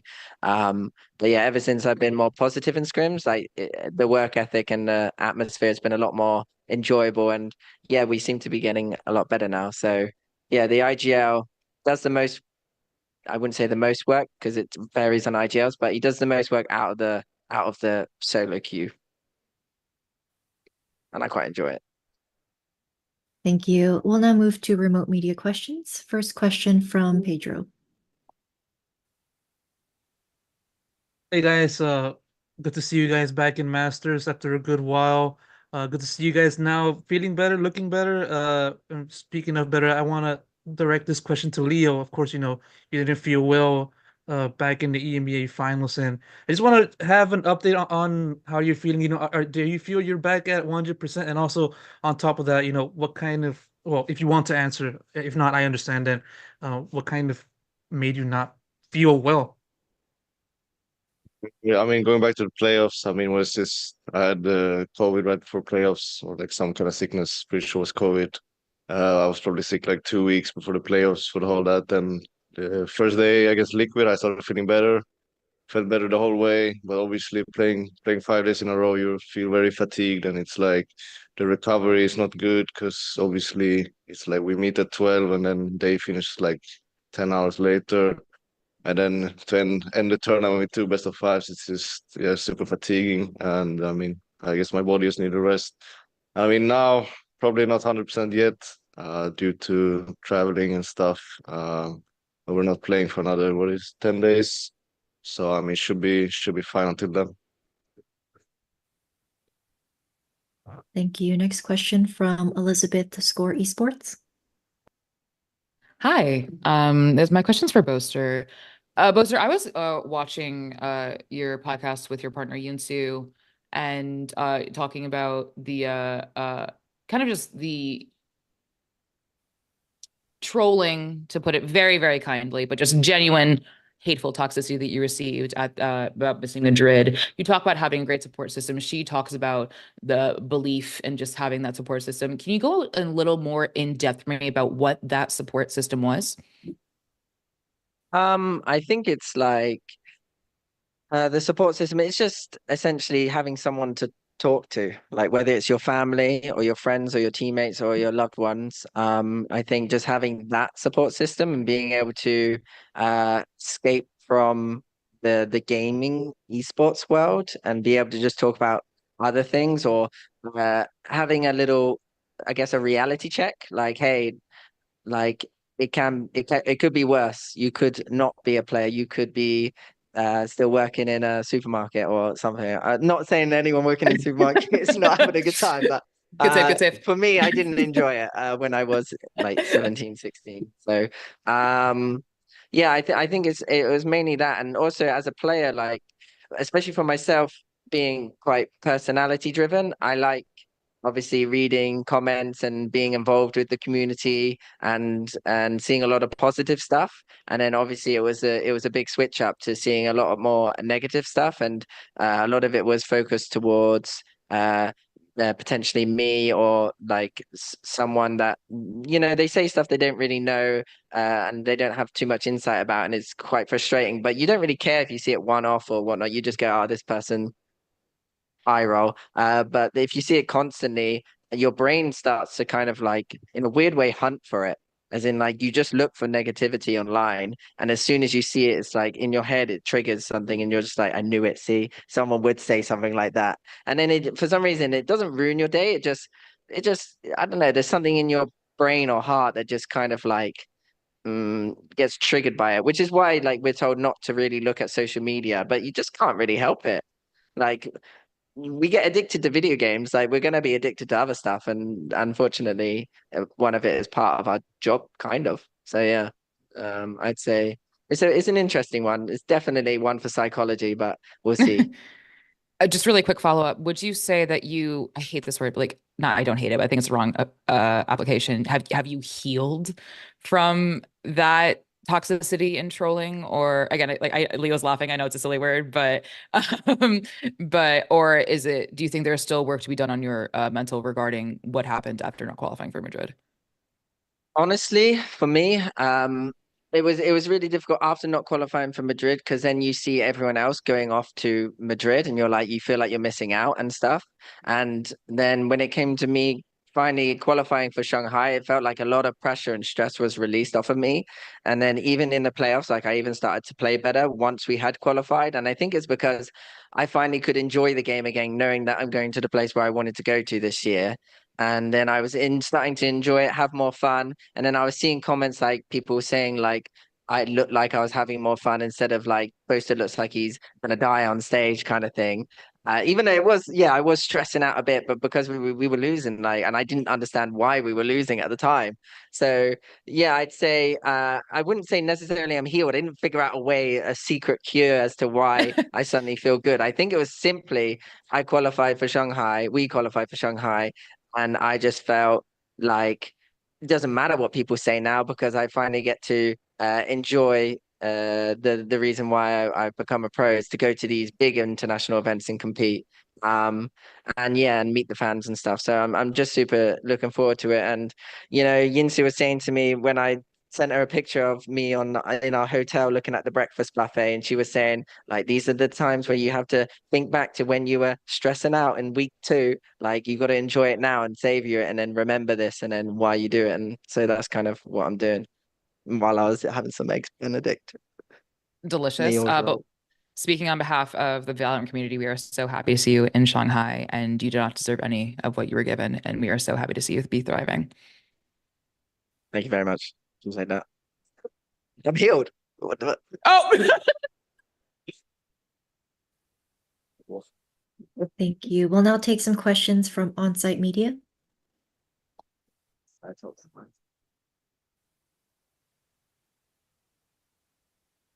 Hi, Boaster. Nice to see you again here in Shanghai. Last year, you told me that you were looking forward to VALORANT event in China. Now you are finally here. How's your experience so far? It's I'm gonna say it's very nice, like 很好但是我没有时间探索上海很多练习 like so much practice. I didn't have time to explore Shanghai. And I do want to go to Haidilao. I do want to go and explore some of the main points of it and stuff. But right now, practice comes first. But I'm super happy to be here. And yeah, honestly, well, I can't say that actually. FNATIC would be mad. I was like, it's much better than Germany. I'll tell you that for sure. Yeah, it's really nice. Thank you. 这个问题想问到的是 Leo，因为之前采访的时候，Boaster 说你真的非常想要赢。那以1号种子来到上海大师赛，你感受是什么样的？So actually, Boaster mentioned that when he got an interview with Insu, and he said you really want to win. So how does it feel to be in Shanghai as the first seed? How does it feel? I mean, honestly, not really feeling much right now. It's obviously we haven't really started practicing much. It's a long, many days until we start playing. So I mean, eventually I'm gonna get more hyped up to play. But honestly, yeah, I mean, guess when the tournament starts, I'm gonna start feeling that excitement to play again. It's not really there right now. But we look forward to playing, and yeah, can't wait to play. 那来上海之后有没有尝试一些比较特殊的上海的或者说中国的特色餐品呢？So have you ever tried some special dishes in Shanghai? Nah, not really. Yeah, we had one. It was like Hunan Hunan菜. Hunan Yeah, Thai, Hunan dishes. Yeah, it was a little restaurant. I had tomato and egg mian tiao, and he had even though people were telling us to stay away from the braised pork because the FNATIC League of Legends team didn't win eating the braised pork, he did have it on that day, I think. So yeah. 那 Boaster 有没有什么话想要对中国的粉丝说？So do you have any words to Chinese fans? Uh, uh, uh, uh, I can't remember the word for support. It's like what's the word for support? 谢谢你们的支持。Oh, 支持 yeah. 感谢大家支持 yeah 谢谢yeah I'm happy 我不哭了anymore I'm chilling 我休息也对。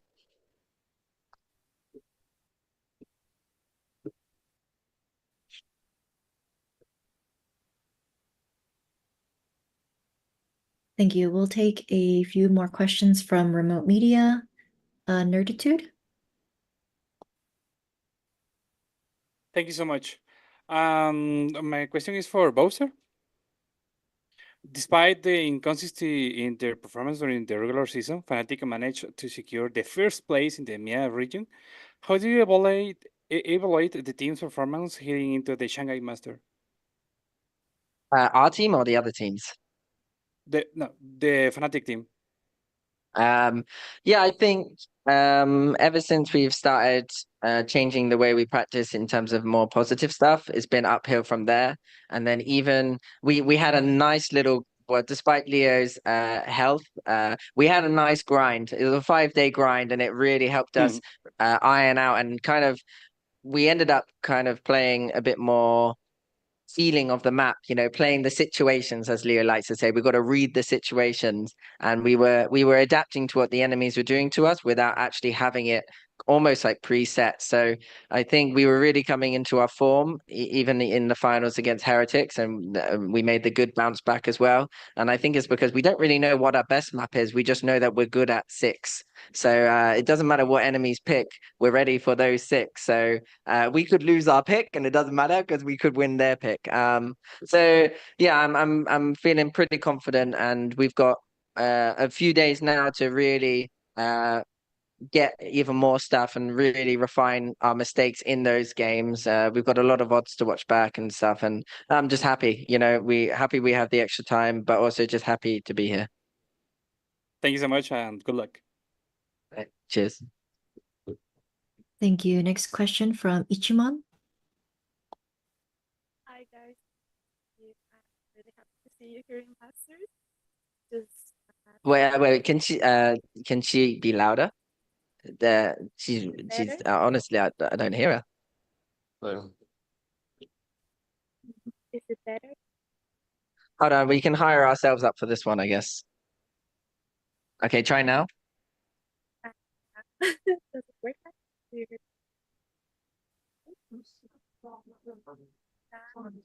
Better? I'm sorry, we can't. Yeah, you're really, really quiet. Oh, internet delay as well. Yeah, I'm Okay, sorry. we're very sorry about that. Yeah. This one. That one's me. All right, next question from VALORANT. Hi, this question is for both players. And just as Kang said, he really want to compete with you guys. Then what do you want to say to him in response? And how's your feeling about him? I mean, I do think EDGs, I have a feeling they're gonna be good in this tournament. Obviously, they're in home crowd, but they've been to many tournaments now, so and they're a good team. We practiced them in champs a few times, and like they're a strong team. And obviously with the home crowd, like I said, it's resulting in playoffs also. So I mean, definitely a contender. I feel like for this tournament. So I mean, yeah, we'll be glad to play them. Always fun to play new teams you haven't played before. So I mean, we're looking forward to it. And yeah, what about Boaster? What do you want to say to them in response? Yeah, I'm looking forward to it. We've never actually played a Chinese team at any event, so it'd be fun to play, especially in on their home ground. Really, bro. Oh yeah, we did play Billy. Yeah, my bad. We actually have already played. Your best game in your career, bro. That was my best game, and I forgot about it. It was my life game. Put all my hard work into that game. No, yeah, then never mind then. But we've never played EDG then, I'll say that. And so I know Kong really wants to play us. And yeah, I see them in the lobby all the time, and we talk and stuff. So yeah, I'm looking forward to playing them too. There's no hard feelings here, just excitement. Yeah, thank you. Really appreciate it. Have a good one. Yep. Thank you. And Elizabeth, if you have Ichimon's question to read, that will be our final question. I have not received it. Oh wait, hello. Sorry. I just showed up. I'm so sorry. They are asking one question for both of you. Which teams would you like to play against the most and the least? And for Boaster, are we going to see one of your wallet dances? I guess walkout dances? Who do you want to play the most? I think I mean, any team I haven't played before, so I guess EDG will be fun. Gen.G, Leviathan, G2. I mean, any team I haven't played before is always most exciting for me. Yeah, I think I'm the same with that one. Those ones are the ones that I'd be down to play. I want a good game, you know. I want it close, but us obviously winning. So that those ones are the most satisfying games when it's a good fight and then you win, not when it's a good fight and you lose. But yeah, so that one for me. And then as for workout dances, I'm currently in the gym every night, doing 20 minutes of little light workout, couple of press ups and bits and bobs. But I am learning some workout dances as we speak. Some of them are a bit hard though. I'm trying to do 17 super at the moment, and that one's quite a big one. So we'll see how that goes on stage. I don't know when I'm going to be able to do that one. Don't. Amen. Great. Thank you very much, Boaster and Leo. That was the final question, and we'll be back momentarily with the next one.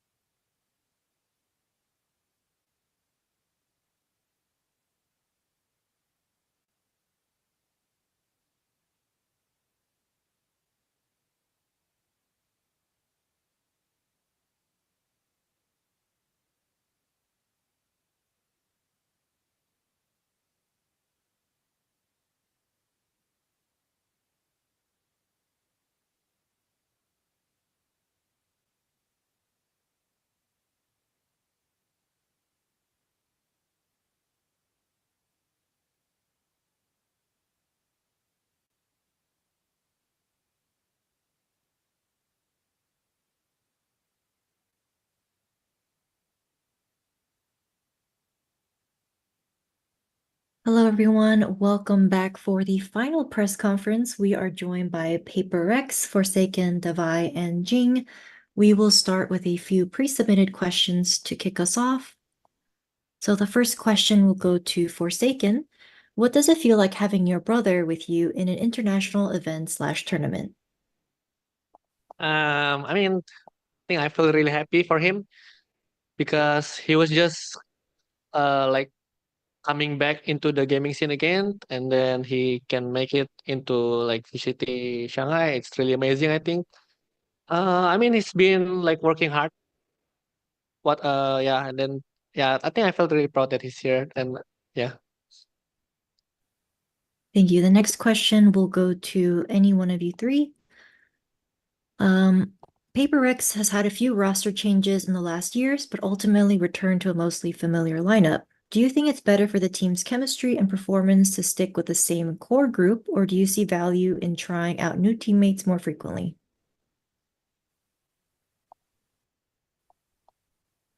Because you play different roster, no?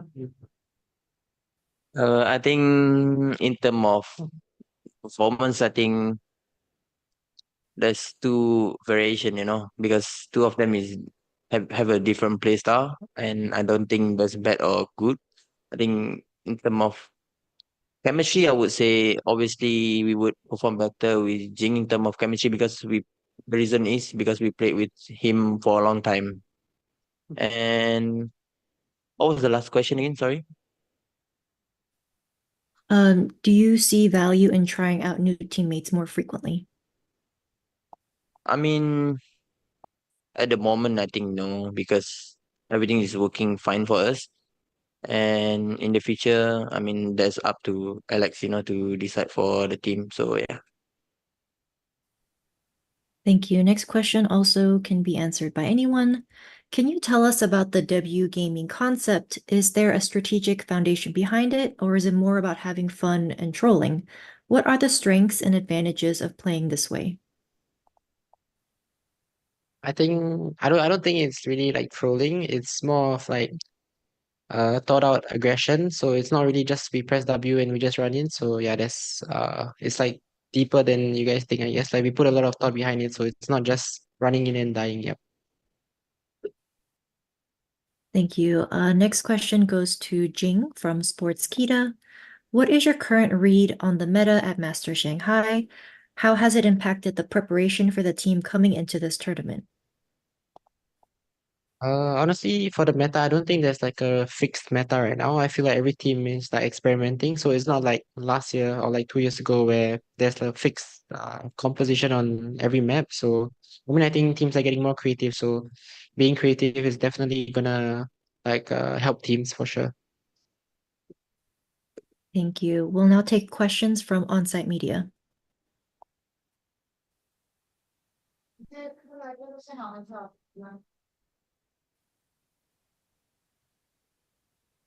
嗯，想问一下，净选手和Forsaken还有打败选手，就是来到中国感受怎么样？因为看你们前段时间也是去吃了海底捞嘛。So how's everything going in China? Especially, I noticed you guys have already tasted hot pot like 海底捞 and some Thai food. So how's everything going?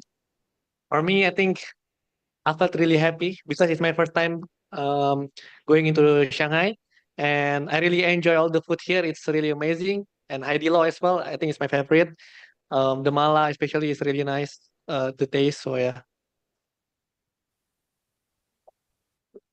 For me, it's like the same thing. Like Shanghai is a really nice place, and the food here is really good, which I think is the most important because like the other places we go to, we are really like far from everything, so we don't really get to eat good food. So yeah, I mean now we get to explore the city and eat good food. So yeah, it's a really nice place so far.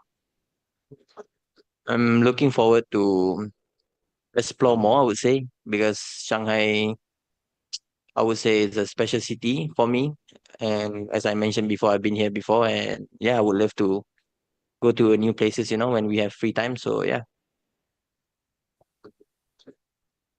Thank you very much. We'll now take questions from remote media. First question goes to Pedro. Hey guys, good to see you guys again. Once again, in another Masters competition, and more specifically, Jinggg. Good to see you again back in that level after previously appearing in Champions. Just sort of now comparing how it was when the feeling was that for you that you were going to retire and just step away. Um, did you ever think you will be able to return to this position, back in as a player and just having to just return to your old ways? I mean, like keeping my form definitely because I know that like as long as I like believe and put in the work, I can become good, if not like even better than I used to be. So yeah, for that I wasn't really worried.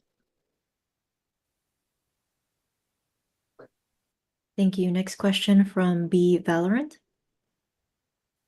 Hey guys, I actually got two questions. The first, I want to ask, and one of you can answer it. The first question would be, what team does Paris really wanted to pick up in the playoff? And do you expect any revenge against like EDG, especially with Jin's back?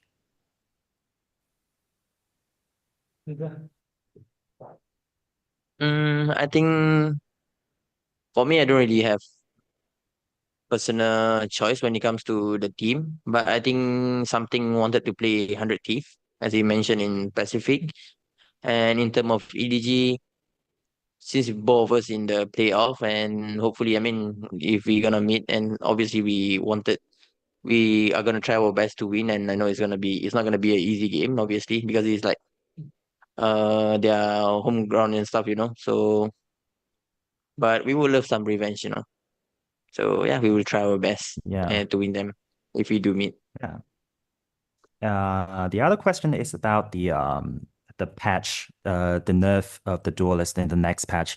The Riot mentioned that the race will receive a nerf towards her satchel mobility. I would like to ask, like, Jinggg, what you think? What do you think about that nerf?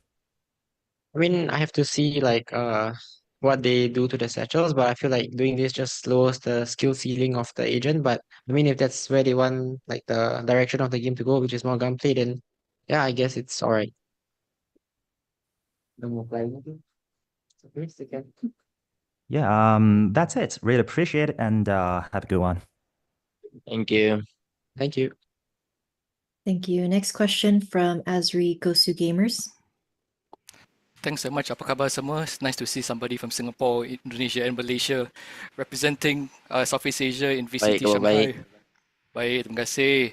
So, just a quick couple of questions for you guys. For Jinggg, Aspas in a previous interview actually mentioned that he's looking forward to face you as a particular player, as an opponent. Do you have any thoughts on that?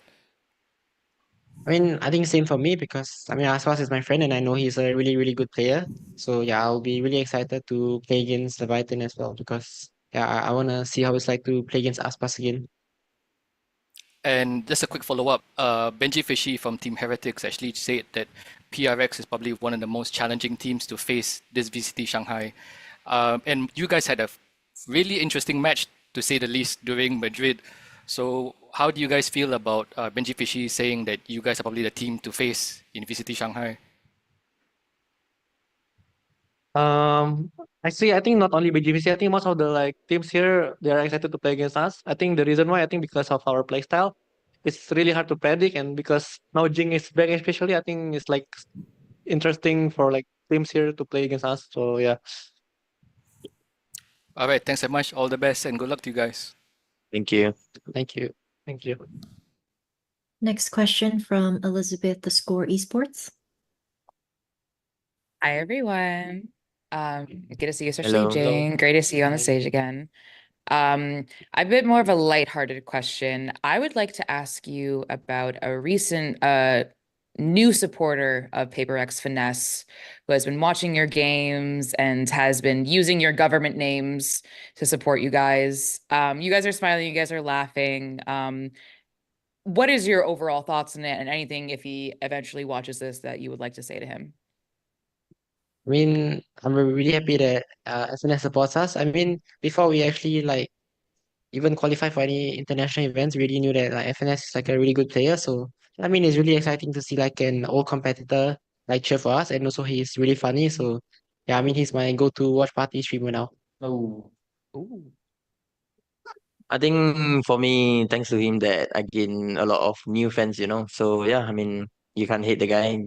So yeah, just very good vibes, from him. So, and also I think if he's doing a watch party and stuff, I always go to his stream as well. So yeah, I mean, very funny guy. So yeah, thank you for the new fans as well. So yeah. Thank you. For me, I think yeah, I mean it's really funny. I always rewatch his stream every time I like finish the match because I think it's like one of my favorite as well. He's really funny, and I always laugh every time I watch his stream. Yeah. All right, well, thank you so much. Best of luck. Thank you. Thank you. Next question from Fauzan. Yep, hello. So my question is for Jason. Hello, Jason. Congrats for the amazing performance on the VCT Pacific. And now I have a question about what are your what do you think about Monyet leaving PaperX to the RRQ? Thank you. I mean, I think it's quite unlucky because I think Monyet is really overall is really a talented player. I can see that he's really improving when he's with us. I mean, I think it's quite unlucky because now Jinggg is back, so especially I mean, definitely we gonna have to like play him in our team again. I mean, the news now is he went to RRQ, right? So I think it's really excited for us to be able to see him in RRQ team. So yeah, I think it's really good choice for RRQ. Okay, thank you. Good luck for the VCT. Thank you. Thank you. Next question from Ravish. Hi guys. Jake, I just wanted to ask too, like within your time off, and then you not being able to transition back in the team, I want you to just speak on a little bit on when you're watching the team too. Were there properties or things you thought about okay, you know, if I manage to make it back, I want to do this more. If I once I come back, I want to try this more too, and then seeing if that was able to be implemented for when you managed to come back and compete with the rest of the team. I mean, honestly, not really because I didn't expect to be like back so quick. So, I mean, I knew that the meta will definitely change. So there's no point really thinking about that so soon. So, like for my time off, I just mainly just worked on like my individual skill and everything. And I mean, still watching games to try to follow the meta, you know, in case anything happens. So yeah. Okay, makes sense. A quick follow-up on that, speaking on your individual skills, have you been able to successfully peel a lychee for the past week or so? Yeah, I actually did yesterday. I mean, honestly, I didn't know how to peel it at first because I was like I was trying really hard to peel it and it didn't work. So yeah, I realized I just had to use my nails. That's it. Like, Thanks, guys. Thank you. And we'll have the How final question from Sky. Sorry. Hi. I saw a lot of clips of you guys playing rank on Chinese server and the teammates recognizing you. You guys are actually PRX. So have you guys expected that PRX will be so popular in China? Honestly, not really because the first game I played, like I think nobody really recognized me. So I thought, okay, this is gonna be how it's like in the Chinese server. But then after the first game, every single game I played, everyone like recognized me. So I was actually quite shocked because I didn't expect people in like Chinese servers to recognize us. I thought those that recognized us would like be playing on like the Apex server. So yeah, I was quite surprised. Thank you. Yeah, I think the same, right? The moment I played with him, they see the what is the naming? Little Jing, right? I mean, even I hide my name, but like people still know Yeah, us. let me just So, open I the mean, stream. I guess they're watching the stream, I guess. Yeah. Nothing, nothing. Yeah, for me, same. I think same like Jinggg. I mean, I haven't played that much because I have like a lot of contents to do. I'm like 3 days content in a row, so I only play like one day. So yeah, I mean it's great to see that we are getting recognized in China, you know, because I don't think I heard that we have a lot of China fans, like Chinese fans, and I didn't know it would be this massive, you know. So I mean, I think overall we are very grateful, and hopefully we'll be able to show you guys good performance, you know. So yeah, looking forward to it. Thank you. Thank you. Good luck for the following matches. Thank you. Thank you. All right, thank you, everyone. That was the final question. Thank you so much for Forsaken, Jinggg, and Divide for joining us. And thank you all the media Yeah. members who tuned in. We'll be back tomorrow with the first game, T1 versus T2. Have a great day, everyone. Thank Thank you. you. Sending. Thank you.